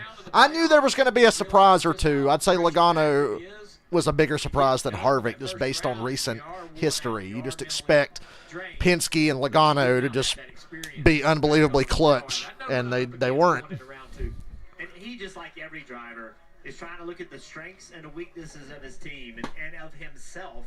How can I be better? What does my team need to be better? And what motivation? Can we get some outside motivation? We just saw from Denny Hamlin. Like he embraced that moment with Marty on the front straightaway. Like, bring it on, guys. You don't like me? I don't care. Like, he embraced that. And whatever it takes to help you emotionally move on through this grueling playoff, you have to take advantage of it and you have to use it. Well, the emotions are probably out of the four now of Kevin Harvick. Dave is with him. He's out of the playoffs. It's the longest I've stuck around for post-race in a while because it's an elimination race. I'm trying to see these interviews. This is not the way you want your final Bristol race to end. What was going on with the car tonight, Kevin? I mean, we've been like that all year. We've done hit or miss, and tonight we just missed by a mile. Your thoughts on your final race at Bristol not being a good one, but you got to see this place one last time, one of your favorite tracks. Yeah, I mean, I've had some good days and bad days, but that's definitely the worst one I've had with fenders on it. And coming out of here, leave him alone. Now not advancing to the next round, Kevin. What are your thoughts? I didn't really have many expectations, with as up and down as the year has been. So, it is what it is. That's probably about what we deserve. All right, Kevin, out of the playoffs now. Got a lot of love from the fans this weekend, but unfortunately doesn't advance. Michael McDowell finishes 6th tonight. Unfortunately, it's not going to be enough to make the next round. Couldn't overcome the hole they dug at Darlington, Michael McDowell and his team. And a year ago, I think a run like this would have been something to celebrate, but tonight it's not enough. But what does it say about where this team's at right now? Yeah, tonight it wasn't enough. We were in a must-win situation, but still really proud of everybody at Front Row Motorsports. We had a fast-less shop stop Ford Mustang. Not quite enough to run with those top 2 or 3 guys, but pretty good. So, those first 2 races just killed us. There's, just put us so far behind. But, this is a learning experience. It's a young group. We didn't do what we wanted to do here in these playoffs, but I think we showed speed. We showed that we could. The speed McDowell had tonight way overshot my expectations for them coming into this race. Not the run we needed to have tonight, but still, a good performance. Really proud of everybody. Really a strong run for Michael McDowell. It's his best Bristol finish, and they'll still fight for the rest of the year. An elimination race is always emotion-packed, and it didn't disappoint tonight. Denny Hamlin wins. Yeah, a lot happened. It was a pretty dull race. The quality of racing on short tracks with this car is horrible. And Bristol's not very good right now because of it, but enough happened to where this was interesting to watch and fun to follow. But I guess it's time for me to go. I'm going to go reset my internet, and we'll be back in a bit. Do some late-night Spider-Man, and I guess I kind of feel like streaming something. So we started playing Spider-Man earlier. We'll come back and stream that in a bit. Ha-ha, Bubba made it to the next round. I said he would. Ha-ha-ha.